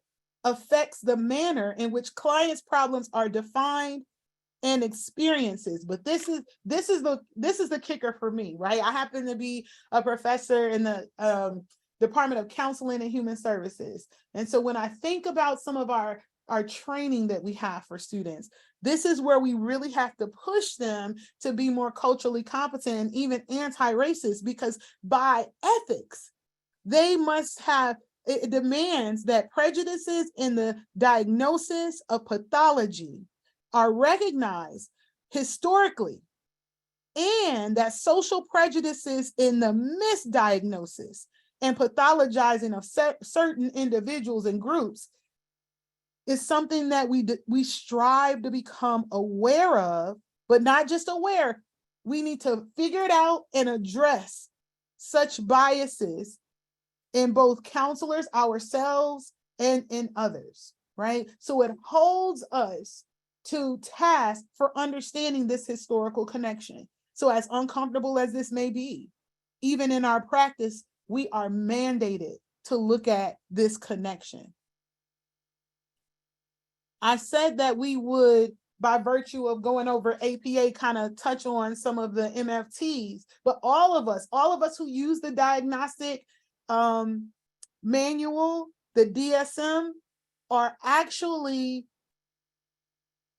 connected to what APA highlighted in 2020 when there was a whole racial reckoning post the murder of George Floyd, and folks started really looking at themselves. We've been talking about cultural competence and anti-racism for years before that. But when we really had to pull the layers off is when we had to look at, as agencies, as professional organizations who bore witness to an egregious murder, there had to be something that makes us recognize our impact in the larger societal context to how we contributed to that.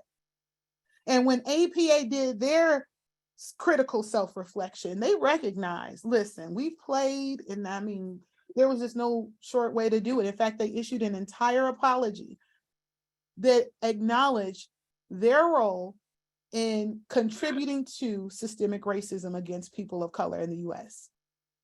And not just people of color, but LGBTQ, but also differently able bodies. And so there's a whole plethora of things that is outlined in the apology, and I listed as a resource so you can go back and read it, because what they said is not only in our ethics do we have to make sure that we are not engaging in unfair discrimination based on age, gender identity, race, ethnicity, culture, national origin, religion, sexual orientation, ability status, or any basis prescribed by law. There's also an active thing that we need to be doing as professionals, which is working to dismantle systemic racism against people of color in the US. And they said, like we talked about earlier, that it is pervasive, that we can't just work to dismantle it clinically. We can't just work to do it within our respective organizations, but it has to be on all fronts, from education to the science we produce, if we're going to be researchers, to the healthcare we provide, to the work and economic opportunities that we yield access to criminal justice and juvenile justice, early childhood development. It goes all the way back in government and public policy. So anybody that uses the DSM in any capacity, we've inherited the legacy of the historical embeddedness of inequality. We inherited that. Again, we weren't alive when it was established, and we've even seen it change, sometimes in the right direction, sometimes in the not so social justice way. But these are things that we are mandated by throughout our profession. NASW, this was my starting point as a practitioner who was trained as a social worker. Cultural competence requires self-awareness, cultural humility, and the commitment to understanding and embracing culture as central to effective practice. In addition to that, there's a level of self-awareness that has to be done. And so this part of self-awareness, as it has to be as intentional as the DOT exercise that we did, right? What trainings are we going to that challenge us at our core, that helps us pull back the layers of how we're socialized? Because by ethics, we must demonstrate an appreciation for our own cultural identities and those of others. Now it says an appreciation. This goes all the way back to the slide from yesterday, because there has to be an acceptance, not just of the client and what they say, but on the good, bad, and ugly of our experience as well. We can't change that. We've inherited. We were socialized in many different ways. But the acceptance must also be inclusive of our own self-awareness. Some of the cross-cultural, and this is standard 3, the cross-cultural knowledge is inclusive of the history, the traditions, the values, the family systems, and all the other systems that impact us differentially, and the artistic expression that clients as well, and that we have, right? And so that's really important, because I submit to you that without critical self-reflection, not only will we be able to acknowledge what the standards of identity are, but we will find ourselves conforming to them in inauthentic ways. And when that happens, even when we embody unique ethnicities, unique social, economic statuses, different racial identities, our clients won't be able to experience a safe space where they can be their authentic self. So how are we being authentic?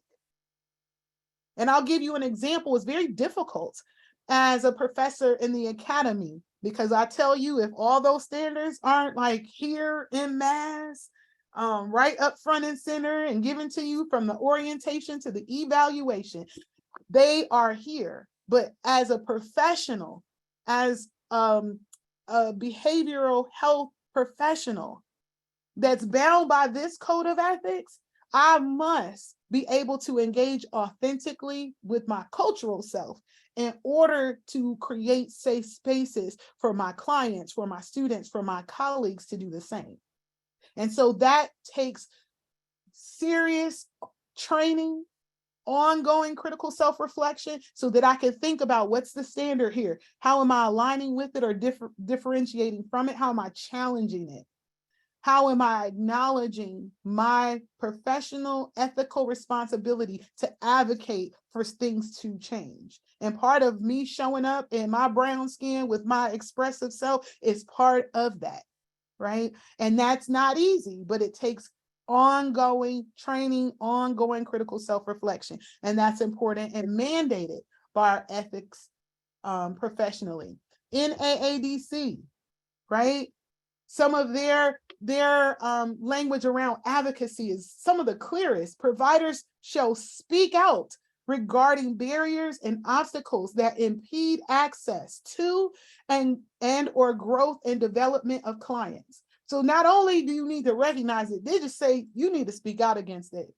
This is what you're required to do. When advocating for a specific client, providers shall obtain written consent before engaging in advocacy efforts. Now, here's the kicker, because this is where we get into the intentionality of our professions, right? And intentionality is just morals.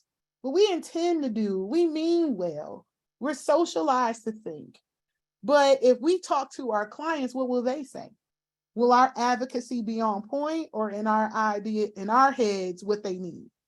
Right? And some of this is going straight back to other aspects of ethics, what we talked about yesterday, how we're supposed to empower, not take it on beyond being empathetic, right?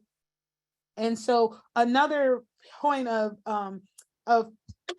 highlights I want to look at is the multicultural competency, where we need to increase awareness of diverse cultural identifications of clients, developing cultural humility, displaying an attitude favorable to differences, and increasing skills pertinent to being culturally sensitive. And I promise y'all, this is an ongoing thing. Cultures change, expressions of cultures change, and we always are going to have to practice, because our default is not to do this. We're socialized to be experts in our field. And even though we may say we're lifelong learners, if we have not espoused a practice of challenging ourselves and working through our discomforts, then we're already at a deficit and rendering ourselves ineffective in our practice.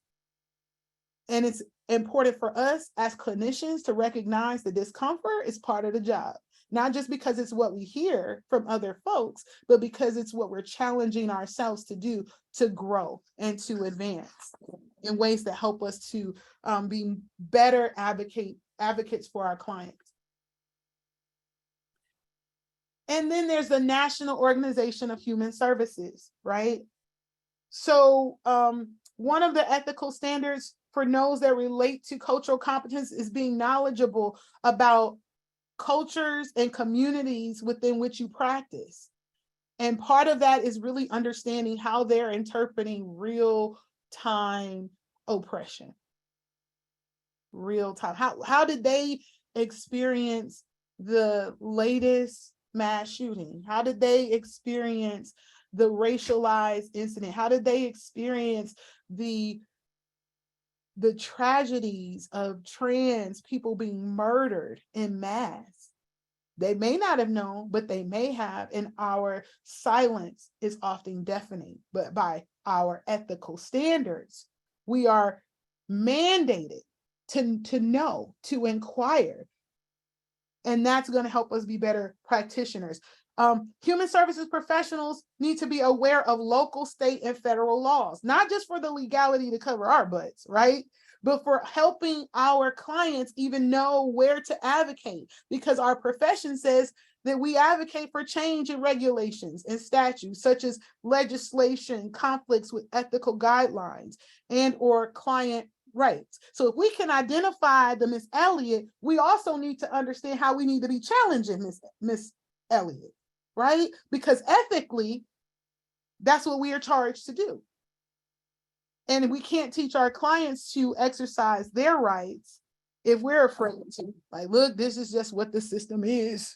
Look, we're all subject to it. But have we taught them processes of grievance? Have we taught them other strategies of advocacy? Yes, this is what I need to tell you per the constraints, but then how else am I showing you how to navigate the systems that you are oppressed by in ways that counter your oppressive experience? Now that is a whole different set of circumstances, right? We think of advocacy in terms of getting access to immediate resources. That's part of it. But then being able to also push back systemically is our professional mandate. We don't always think of ourselves as advocates, even when we advocate. But by virtue of our ethics, that's who we are. Human services professionals also need to be aware of social and political issues that differently affect clients from diverse backgrounds. So herein is our professional ethics challenging us, saying, yeah, there is a difference between morality and ethics and legality. But the fact that you have legal constraints does not eliminate you from the ethical obligation to engage and push back socially and politically. In fact, professionally, you're charged to not only know the law, but to challenge it. Because just like ethics are not amoral, the law is not amoral. The law was created by virtue of our inheritance in the US specifically to perpetuate the hierarchy across all the different dimensions of diversity: ability, gender, age, socioeconomic status, race, ethnicity, you name it, religion, spirituality. The law was created to perpetuate those inequalities. And it's working beautifully, y'all. But how are we professionally challenging those things? Now, that's a different perspective on diversity and a different perspective on our ethical mandates. But I want us to put it out here like this, because all of this is also true. If you know the law, where are you challenging it? Particularly when it is differentially impacting your clients. So with just 6 minutes standing between us and lunch, nope. Oh, I'm a little over. My bad. I'm so sorry. So I think I better stop here, and I'll let you kind of go through your thoughts, jot some thoughts down, and we'll re-engage around cultural competence. We'll kind of bring it from our ethical standpoint, because time got away from me a little bit, but you're going to have your full hour. And we're going to re-engage after lunch and practice a little bit more on what this might look like. Okay? So with that, I'm going to yield the floor so that our moderators can break us for lunch. Hello and welcome back. We hope you had a refreshing break. We're going to dive back into the engaging discussions and great activities by welcoming back Dr. Tarver and also Dr. Winfield. Thank you. So we're on the home stretch of our learning journey for today that will hopefully continue well beyond today. I'm going to go ahead and start sharing my screen, but I want to first check in briefly to see if there were any strong reactions. I kind of left right before lunch by talking about our ethical mandate, if you will, our ethical responsibility to not only be aware of social and political issues and how to advocate and so forth, but it is our ethical responsibility to challenge even the law when it is inequitable. And so that's how it's written into many of our standards. And so I just wanted to see if there were any strong reactions to that you wanted to definitely get out before we continue.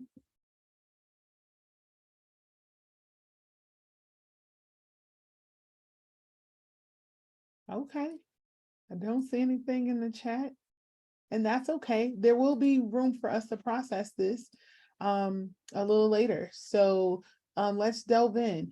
So when I think about the enormity of such a task, right, we already have a huge task in even serving the clients that we serve and working within the professional constraints that we may be working within. So then what do we do? How do we continue with such a monumental task? And so what I wanted to conclude our time together with is by giving you 2 tools, and then hopefully ending our time together in a breakout session that will give you some time to look at your experience, look back at your experiences to think about, when could I have used these tools? Like, when did not having these tools or not thinking to use these tools, if I've already had them in our tool bag, when might they have threatened to re-traumatize populations? And so we'll get to that toward the end of our time together. But the first of 2 tools that I want to give you is, we'll start with the interdisciplinary cultural competence model. It's a very dynamic model, not linear. There are so many aspects to the model that we won't be able to cover it in its entirety, but I want to highlight several things from the model.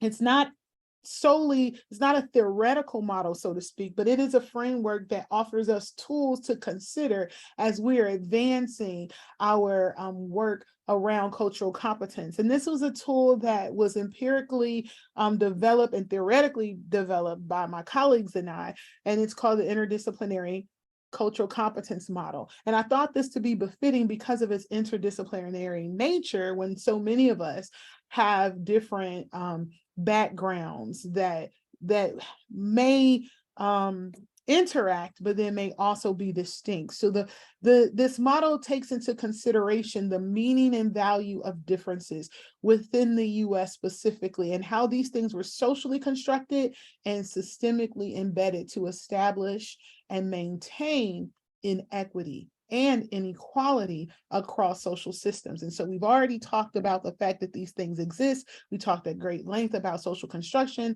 and how that is socialized in various ways, but this model takes that into consideration as its foundation.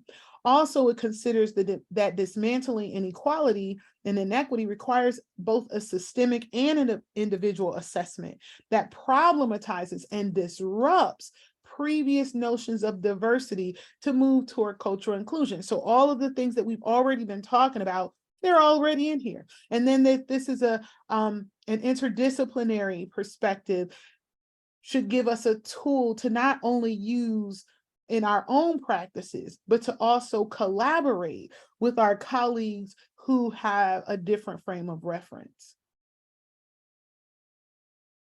So here's some important considerations as we delve into looking at how we might be able to use this tool. Cultural competence, again, I think we mentioned this earlier, it's a process. It's a lot of components involved. If we think we're going to finish this session and in addition to other things that we've already learned, and we'll be culturally competent, that's not a thing. It's a process, and it should be one that we consider to be lifelong.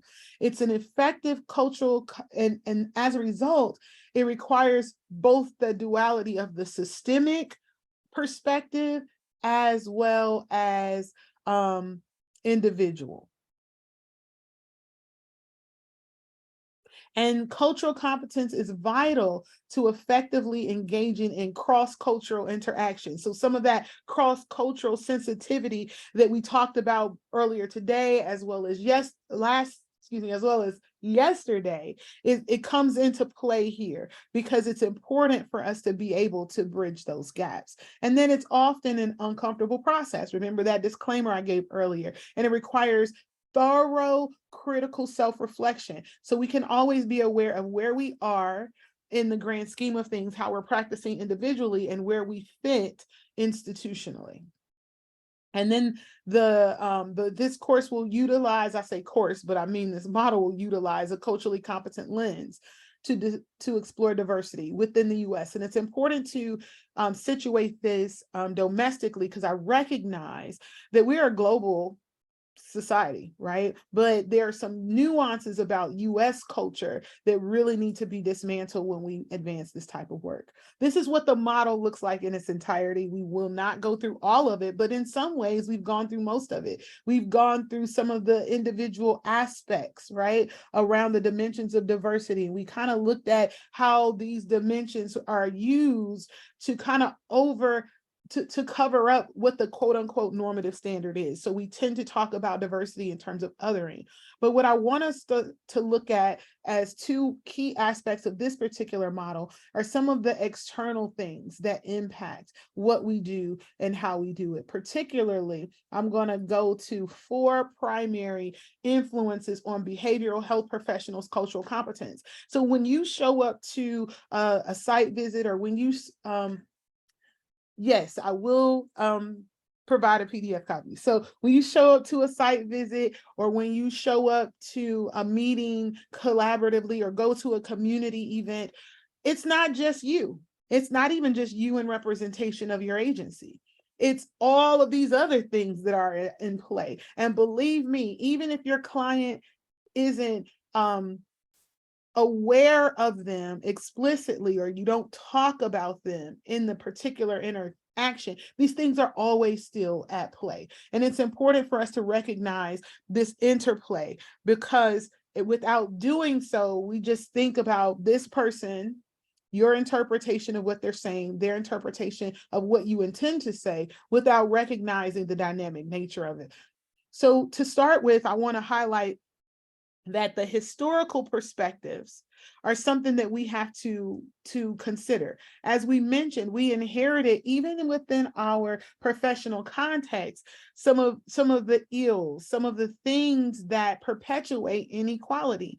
And because of that, when we work with our clients, particularly those who are situated as quote unquote diverse populations, they're keenly aware of the history. They're keenly aware of how our professions have been used to dismantle and disrupt their way of living, right? So think about how one might be reserved in their reporting.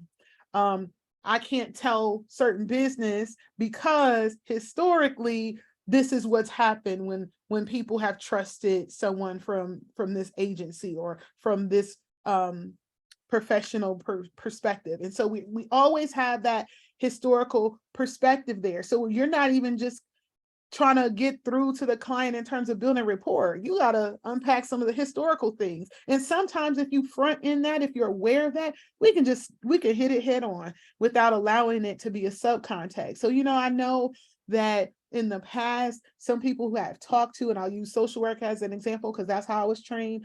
Some people have talked to social workers and it's ended up really badly for them. But let me tell you some of the things that we're planning to do and how I really have your best interest at heart. Of course, you give your disclosures around confidentiality and mandated reporting and so forth. But if you can address some of those historical perspectives, sometimes I can help you with building rapport because it's there, it's present, whether you acknowledge it or not. Some of the current perspectives really refer to what's happening in our field right now, what's happening in our world right now, right? What are some egregious things that may have recently occurred, whether it's in our agency or in our community, that may impair our work, right? Or the perception of our work. So again, hitting those things head on is kind of like addressing the elephant in the room. We all dealing with it, whether we're acknowledging it or not. And then resources are not just in the sense of what we have access to and what we help our clients have access to, but it's also the limitations with which we're working in, right? So if we address our exchange with the client and say, I really wish I had more resources to bring to this exchange, but to be honest, this is what we're working with, right? And so sometimes creating that dynamic and addressing those things on the front end can really help with making sure everybody has a realistic expectation, because all of these things are impacting our interaction with clients at all times. And then, of course, as many of us mentioned earlier on, the policies, the practices, remember, they're written from a particular worldview. And so if we know that, and we're trying to bring that into a space with the client who does not align or see the world that way, how might we be able to acknowledge that on the front end so that at least we can talk about the discomfort and the fact that we're going to have to be savvy in our interaction and our problem solving, right? So that we're not ignoring those things that, again, are the elephants in the room. So these are all things that we need to attend to in order to become more culturally competent. And it's okay to address them, because if we address them, then we can destigmatize some of our interactions with our respective clients. So here's the model again. Same thing, but now you can see it. Here in the top left corner, you see historical perspectives, always impacting the institution and how the institution or system that we work in is perceived, the current perspectives. And then at the bottom, you see the resources always contributing to, again, that may be access to resources or restriction or limitations with respect to what we have to work with. And then the policies and or practices, right? Because sometimes we have practices that aren't in policy, we just do it. But that's also important for us to address as well. And within this notion, let me go back one if I can. Within this conversation, if you look at this line kind of going up the center here, you see power, at the top of it privilege, at the bottom of it oppression. I'm going to introduce those concepts, or not really introduce it. I feel like we've been talking about it the whole time, but I want to define them and really show you what it looks like, because sometimes we throw these words around and there's not a shared understanding. But when I'm talking about power, it's a dynamic thing. And so in consideration of power dynamics, it includes the ability to control, influence, and access resources, regardless of one's awareness that such power dynamics are embedded within their professional roles. And so, as I mentioned earlier, we may not be the Miss Elliott's, we may not be the Medicaid, the agencies that set the policies and restrictions, but we do have power. We do have some ability to influence, some ability to control and access resources, whether we're aware of it or not. And so that's important. And so hopefully in understanding that, we move toward awareness as opposed to being unaware how we actually do have some power. And power is executed through granting or denial of opportunities that either enhance or restrict quality of life. So this power is meaningful and it's present in so many different areas. And as behavioral health professionals, we have the power to either exacerbate or minimize the oppression that our clients experience as a result of how their race is perceived and constructed in the context, their gender, their socioeconomic status, their age, their sexual orientation, as well as their ability, irrespective of their knowledge of the existence of power. Sometimes we understand that there are power dynamics, but either we're not aware of them or the client isn't aware of them. But making sure that we understand the dynamic process and all of it is going to be key to our effectiveness. But when we talk about power, it's not this abstract thing. I want to bring it to a realistic thing. And I want, as I share this information, you to start thinking about instances, because this is what we're going to close out with. Instances and occurrences and interactions that you had where power has manifested in these ways. So power really denotes who's valuable and who's not. It's not just an issue of having a standard, right? If the standard was equal, that'd be no problem. But the standard often is what is considered valuable. And the closer one aligns to the said value standard, right, around age, around economic status, around education, around ability status, around race, the better that they're able to access resources. When there is not value, there's an insignificance, their reputation. Again, think of going all the way back to the video we saw. When there was an insignificance, people went last. People weren't valued the same, right? Whether you were blue-eyed or brown-eyed, maybe the group opposite of you was valued and they were considered smarter. They were considered more able to adapt. They were given access to things, right? They were the group that we compared everybody to. When you're in power, you are the standard. You are the max, right? Everybody else is compared to you. And then that comparison never compared up, always compared down. Power results in visibility. Who we see. When we put a picture to something in a positive way, what does it look like? Who does it look like? And when people are not visible, they are invisible. So it's just not this abstract construct. It is something that renders people invisible. We can't hear voices we don't see, right? But we don't even think about who to include in a conversation or a meeting or a team approach or around the table to problem solve. Those folks are invisible and they don't have now opportunities. When you have power, you have opportunities, you have options. And when you don't, you have barriers. Those things are restricted. You have control when you have power, but you're contained and restrained when you have less power or no power. You again have access when you have power. You get information everybody doesn't have, but when you don't have power, you're excluded. And it's these actual things that people experience in real time that makes this a problem. Those who have power tend to call the shots. They are the dominant voice that we hear. Those who do not have power are subordinate, right?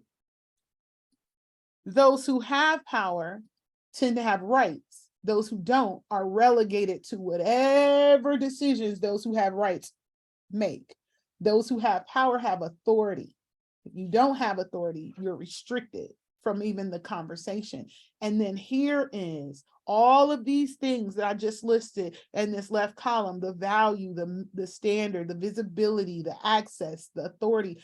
That's what privilege is. So we throw around this word about privilege without sometimes really giving meaning to it. But if you are insignificant, if your social location or your identity renders you invisible by virtue of the societal hierarchy, if you're relegated to the decision of others and not really invited or included in the table, you are by virtue oppressed.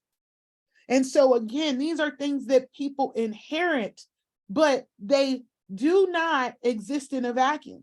And not only do they not exist in a vacuum, there can be aspects of our identity that give us privilege and aspects of our identity that simultaneously oppress us. So it's not you're either privileged or you're oppressed. It's important as we begin to reflect on our experiences to see where we may have been positioned differently, right? I may have less privilege racially, but I may have more privilege economically, not in terms of upper class, but definitely in comparison to those who aren't even invited into the spaces, the decision-making spaces, or the conversations that influence their own lives. So think of power as inextricably connected to privilege and oppression. So that's one tool, cultural competence in those ways. Another tool is skilled dialogue, which is really an interaction of respect, reciprocity, and responsiveness. And I want to define these terms in nuanced ways that we don't tend to incorporate many times.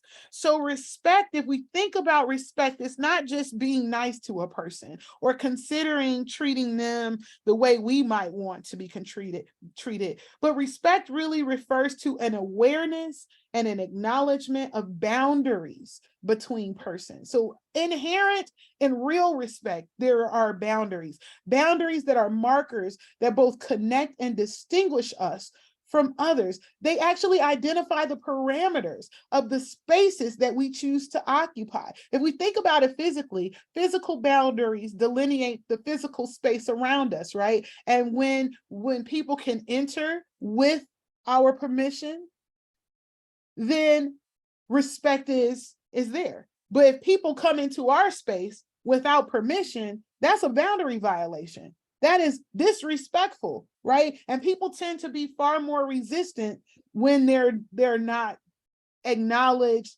boundaries, right?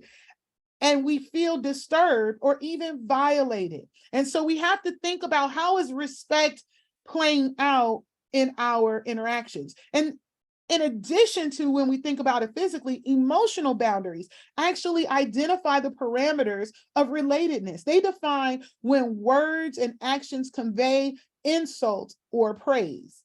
There's so many different types of boundaries encompassed in respect. Some of them include cognitive boundaries, spiritual boundaries, and the bottom line is, irrespective of what type of boundary we're talking about, in order to have respect, there has to be an awareness and acknowledgement that boundaries that are different from our own can be problematic, and it challenges our own assumptions. So even if we're the people in authority, we have more privilege, we have to begin to see where the boundaries of our clients are, so that if we need to cross those boundaries, we do so in ways that allow them to consent and give permission. And I'm not talking about crossing ethical boundaries. I'm not talking about it like that. I'm trying to say, considering things from an empathetic perspective of our clients. It's important to exercise respect that acknowledges and are aware of the boundaries. Reciprocity is really connected to respect in a way, because it seeks to balance out the power between people who have to be in dialogue. And so when we think about the information that we are often gathering from our clients, how is it reciprocal? Is there a recognition that each person in the interaction is equally powerful? How are we leveraging the privilege that we have to put them on equal playing field? Because what is true is, when we are in an interaction with our clients, they very much see us as representing the agency or institution that we represent. And so there's a power dynamic that, unless we attend to it explicitly, it's always going to be something that can impair our interaction. And so when differences are acknowledged as potential contributions, that's going to be important, so that no sense of debt is incurred by any of the people involved. No one is solely a giver of information or solely a receiver of information. So we need to think through, as behavioral health professionals, where can we leverage our professional role to make sure that there's a balance of power in ways that produce reciprocity. It doesn't require denying that one person has more expertise or knowledge than another, but that one person may have more institutional authority, but rather reciprocity does require acknowledging and trusting that the experiences and perceptions of every person in the interaction are of equal value to that interaction. So yeah, I might have more expertise, but your insight, your contribution to our exchange is equally valuable. And so how am I leveraging my position to make sure that I'm creating space that communicates that to my client? And then finally, responsiveness requires being open to allowing others to uncover who they are, rather than shaping them into who we want to be. The danger of really defining things according to diversity, when we have no real attention to the quote unquote standard, is that we inevitably coerce our clients to comport, to align with the normative standard. And so we have to be very careful that we're engaging with responsiveness so that we're turning all of our assumptions into lightly held hypotheses that can be changed based on the interaction. So instead of going into it saying, oh, I know this is about the client because I've read their case note. I know this about their background because of whatever information that I've gotten. But I wonder if maybe can that interaction that they have with you change and expand your perception? That's what it means to be responsive, is to allow yourself or ourselves to entertain who the other person really is from their own perspective, remembering that all of that requires that we attend to those we serve with focused attention, patience, and a level of curiosity where we are going in to learn, not to exercise our assumptions. So for this perspective, I've just shared with you two distinct tools. I know that was kind of like a crash course in some ways that we could be culturally competent and or engage in skill dialogue through respect, reciprocity, and responsiveness. But I want to give us some time as we get ready to close out. We only have about a half hour together to break out into groups. I want us to take a moment, and before we break out, I'll give us a moment where we can think about instances that we could have used these tools of acknowledging power, considering the historical, the current perspectives, as well as resources and policies, the influence of those things in our interactions.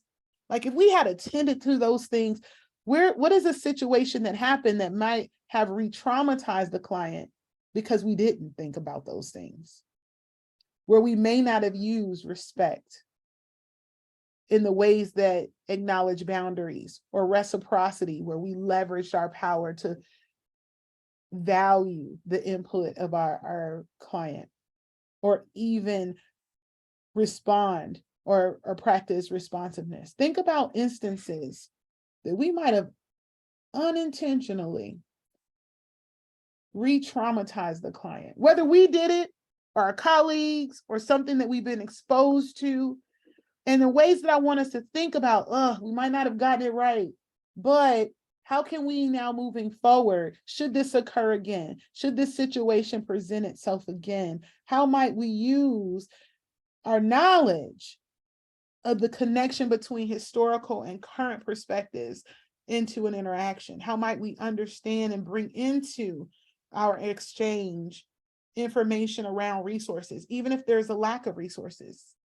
How can we engage around the understanding that institutional policies impact our interactions and the perceptions that others have on our interactions, as well as power dynamics, and then the respect, reciprocity, and responsiveness. So what I want us to do as we break out, I'm gonna budget for about 10 minutes for us to talk in small groups, and you'll be placed in 7 rooms. So whatever room you're in is the number that you focus on. So if you're in room 3, you're focusing on how we can, how might a past experience been re-traumatizing because we didn't consider our institutional policies or the perception of them in our interactions. Okay, so you start there. If more time is there before we bring you back, feel free to think about another one, and then we'll kind of touch base as we come back out of the breakout room. And this slide will be posted into your breakout room, so you'll have it as a reference point. So I'll turn it over to our facilitators and stop sharing at this point so that we can be admitted into our final breakout room. All right, breakout rooms are ready. So I'm going to go ahead and open them. And then a moment shortly after everybody gets in there, you should be able to see the slide on your end. Okay. Thank you.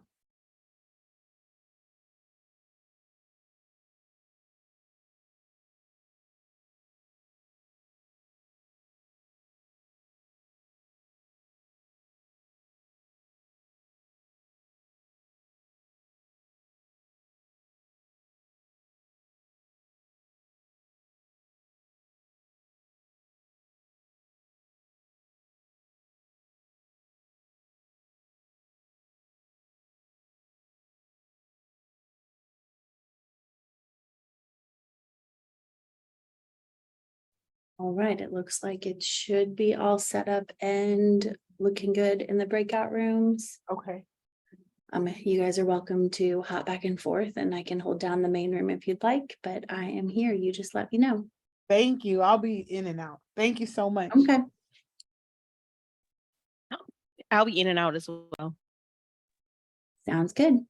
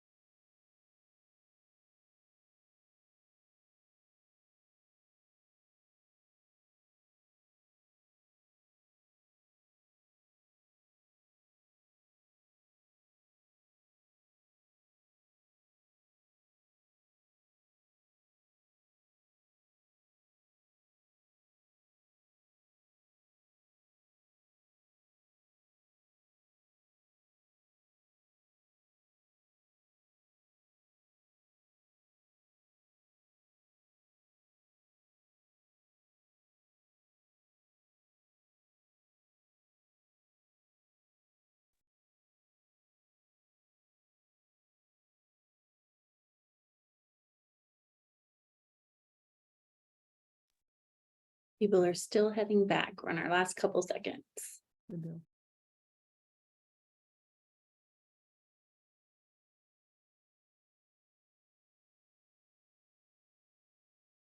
All right, that looks like we have everybody back now. Okay, awesome. So great job, everyone. I know there may have been a little hesitation based on how I worded the prompt. You've done well. You've done well. It sounded like in our respective groups, we were able to clearly identify some ethical dilemmas that were re-traumatizing, right? So I'm not going to ask you to bring it into the space in that way. What I'm going to ask you to do is to think about the dilemmas that were presented.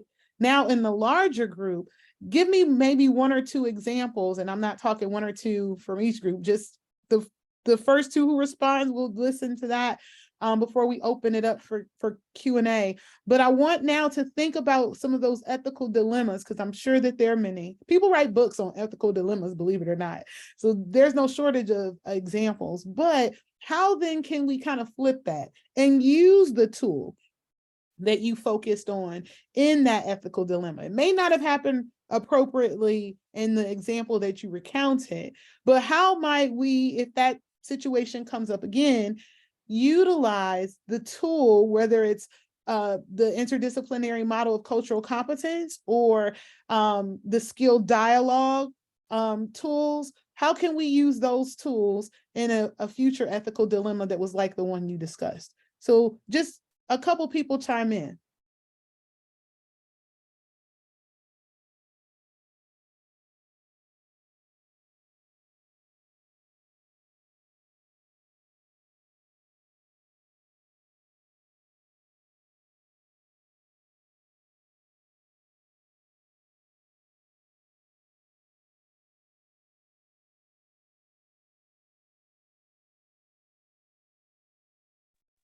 I guess everybody's being shy, so I'll speak up. Okay, I was about to say I had something to say, but go ahead.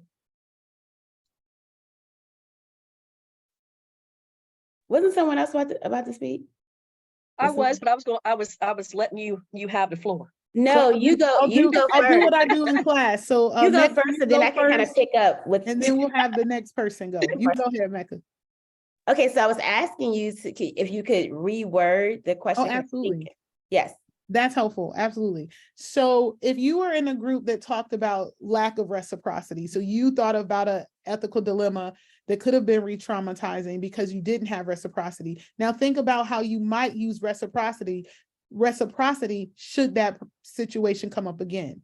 So kind of thinking forward, if that ethical dilemma presented itself again, how could you use this tool to be more equitable or more culturally competent? So ours was lack of respect, feeling respected. So we had a lot of different examples. And one in particular was being around individuals, coworkers, maybe client family members who were consistently just using or refusing to use the preferred pronouns. Gave an example of a situation where I used to work, they were refusing to use the person's preferred nickname. Those types of things. So just basically the tool, just thinking about, this is what this person, they're an individual. We're looking at it from being autonomous, person-centered, because that's what a lot of places that we work for in agencies, they say they're person-centered. So that is the first thing. You respect, this is what, if it's not a harmful name or anything like that, or associated with any any issues. That's right. They've had in the past, we should definitely be responding to them and calling them by their preferred names and pronouns. Absolutely, because that person has drawn a boundary. Yeah. It's how you perceive them and how they perceive themselves. Exactly. And to really respect that is to acknowledge that boundary. Yeah, great example. Who was my other person? It was me, but I was in the same group with her, and that was what I was going to say. So we're good. Oh. Let me get one more example of how we can use a tool if the ethical dilemma presented itself again.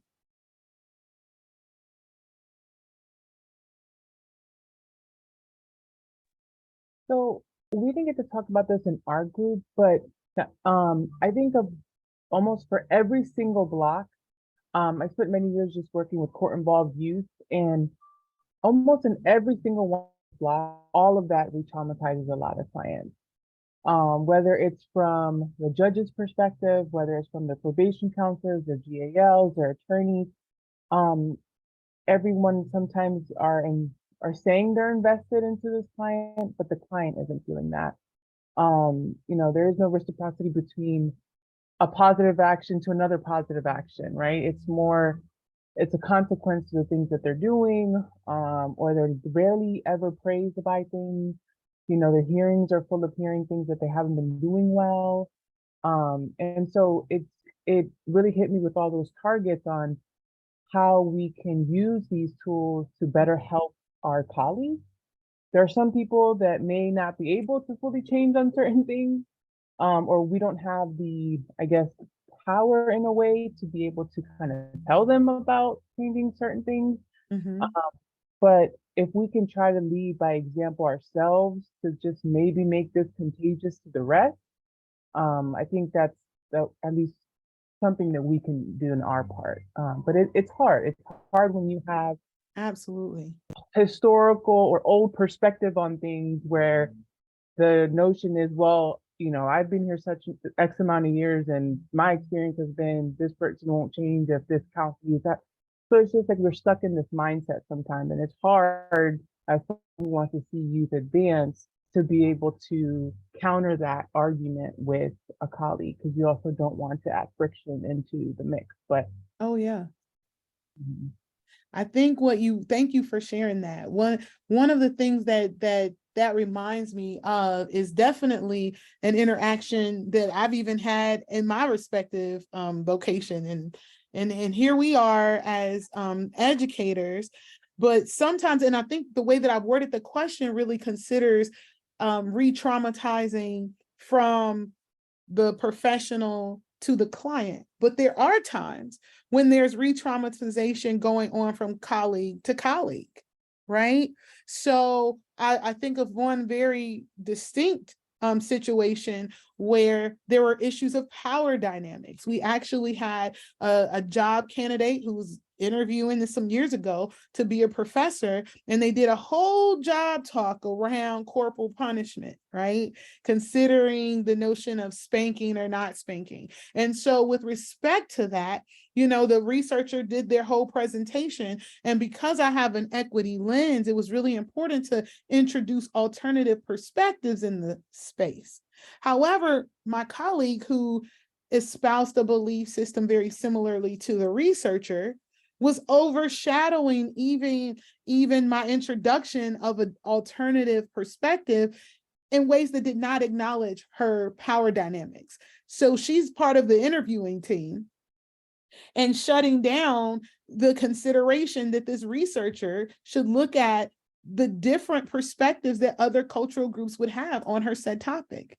And so, although that was a dynamic that occurred between colleague to colleague, that could be very much re-traumatizing, not only between her and I, right? Because I was really offended by that in so many different ways, but other people in the room who may have had a positionality that had less power. So by virtue of her asserting her perspective, irrespective of the fact that other perspectives exist and refusing to acknowledge that that's the case, her assertion creates a power dynamic that traumatizes everybody in the room who doesn't see the world through her lens. And so it's important that we think through not only how we utilize or don't utilize some of these skills in our interactions, but we have to, in our interactions with clients, I should say, but then how might that also impact interactions with our colleagues who have and identify from diverse perspectives, right? And so all of this is really important and has a huge impact on cultural competence, because if we can't practice cultural competence between our colleagues, what kind of context are we providing for then our clients? And so I also see Tara entered into the chat. My dogs are barking right now. Oh, I'm sorry. That's okay. I don't hear your dogs barking. You're fine. But we talked a lot about CPS and how this affects the relationship and our personal re-traumatizing. Yeah. So that's another thing. And if we don't look at our own triggers, right, then we are really rendering ourselves ineffective. And we can't even acknowledge, kind of like what we talked about with the dot exercise, when we're seeing things that aren't there because of the work we haven't done. And we kind of mentioned that and discussed that a little bit yesterday as well. So all of those things are hugely important. Thanks again for your engagement around those breakouts. I'm going to share my screen a final time as we peruse through the final slides. So thanks again for your engagement and the examples that you provided. As promised, there are two QR codes on this screen. The first one is the full presentation. Now, the full presentation won't have two QR codes. There will just be one because it's the actual presentation. But if you scan that first one, you will have the full presentation, including the links to the video. The second one are tools. There are more resources that we've used to put together this presentation, as well as resources that you might use to further your own growth and development. So that's all we have for you, but I want to leave the last few minutes to open up the floor. Any questions, any comments of things that kind of came up, whether it was in your breakout discussions or anything that emerged at any point in the presentation. So the floor is open for your feedback, insight, questions.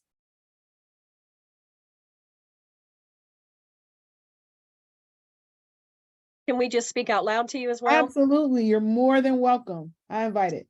So I think this was good for me. You know, I've been in the field for a while, but it was really good just to kind of tap back into things sometimes that it's not that we take it for granted, but you know, when you get used to the same clientele, especially when you work for a community service board, there may be kids that I've been seeing for 4, 5, 6 years. You know, you kind of get in the same lull, but it's good to like revisit this and to just, you know, I really appreciate the training today. It really spoke to me. So thank you so much, Dr. Tarver. Absolutely. Thank you. And it's important to recognize, like the few of us who had seen that dot exercise before, we default.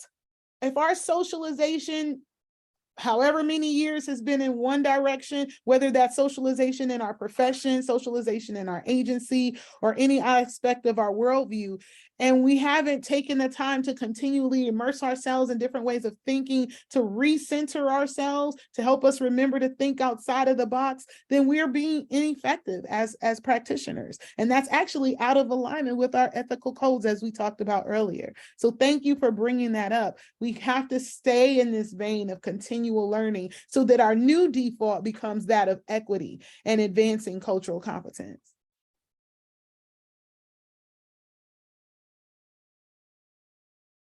Dr. Tarver, we do have some questions in the chat where Sandra is asking if there's anything that you would have liked to add in if you had more time in this presentation. Renata gave the feedback of watching the full Jane Elliott video during the break. That would have been good to get additional awareness on that. And then we have a request to actually get a copy of the PowerPoints. I don't know if we have a PDF that we can have emailed out from our facilitators, and then a lot of really good comments just overall. Absolutely. So you're still seeing the QR codes, yes? Okay, so if you can, feel free to scan them and it'll take you right there. But I did share this entire presentation with Elaine, and I believe that she will send it out. If you have not yet heard back, I guess in a week or so, you can email me and I'll send it to you. My email address is smccoy@odu.edu. Let me put that in the chat, or Dr. Winfield, can you put that in the chat, because my screens aren't showing the chat, but I'd be happy to email it to you.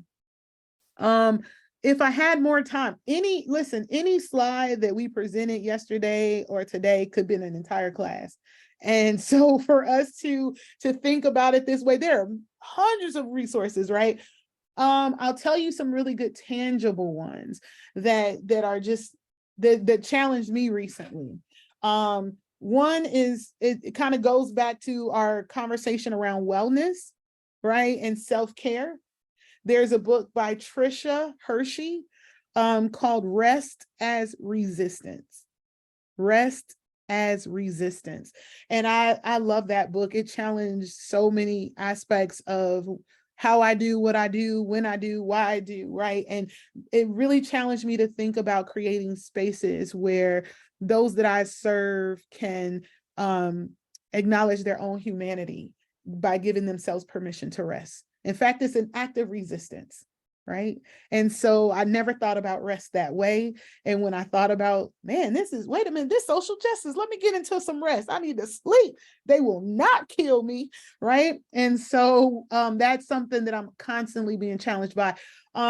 Earlier, but I think it's a really good read. If you haven't, please read How to Be Anti-Racist by Ibram Kendi.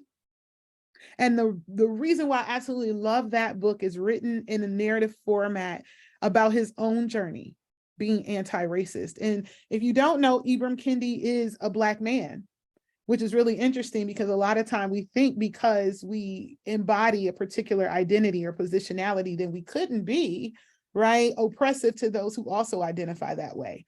But it challenges us to continue the process of self-reflection in ways that constantly challenge us. And if I had to, let me think.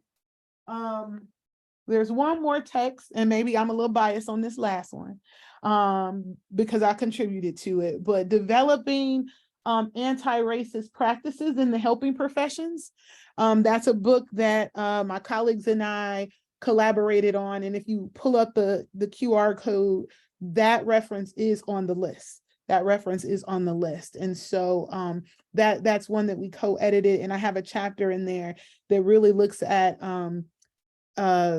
anti-racist pedagogy. And if you think about the fact that we've all had to undergo some instruction, and it really kind of pulls the wig off of how we were socialized so that we can start thinking about how the things that we default to and we say this is what's ethical and this is what's legal may inherently embody white supremacy.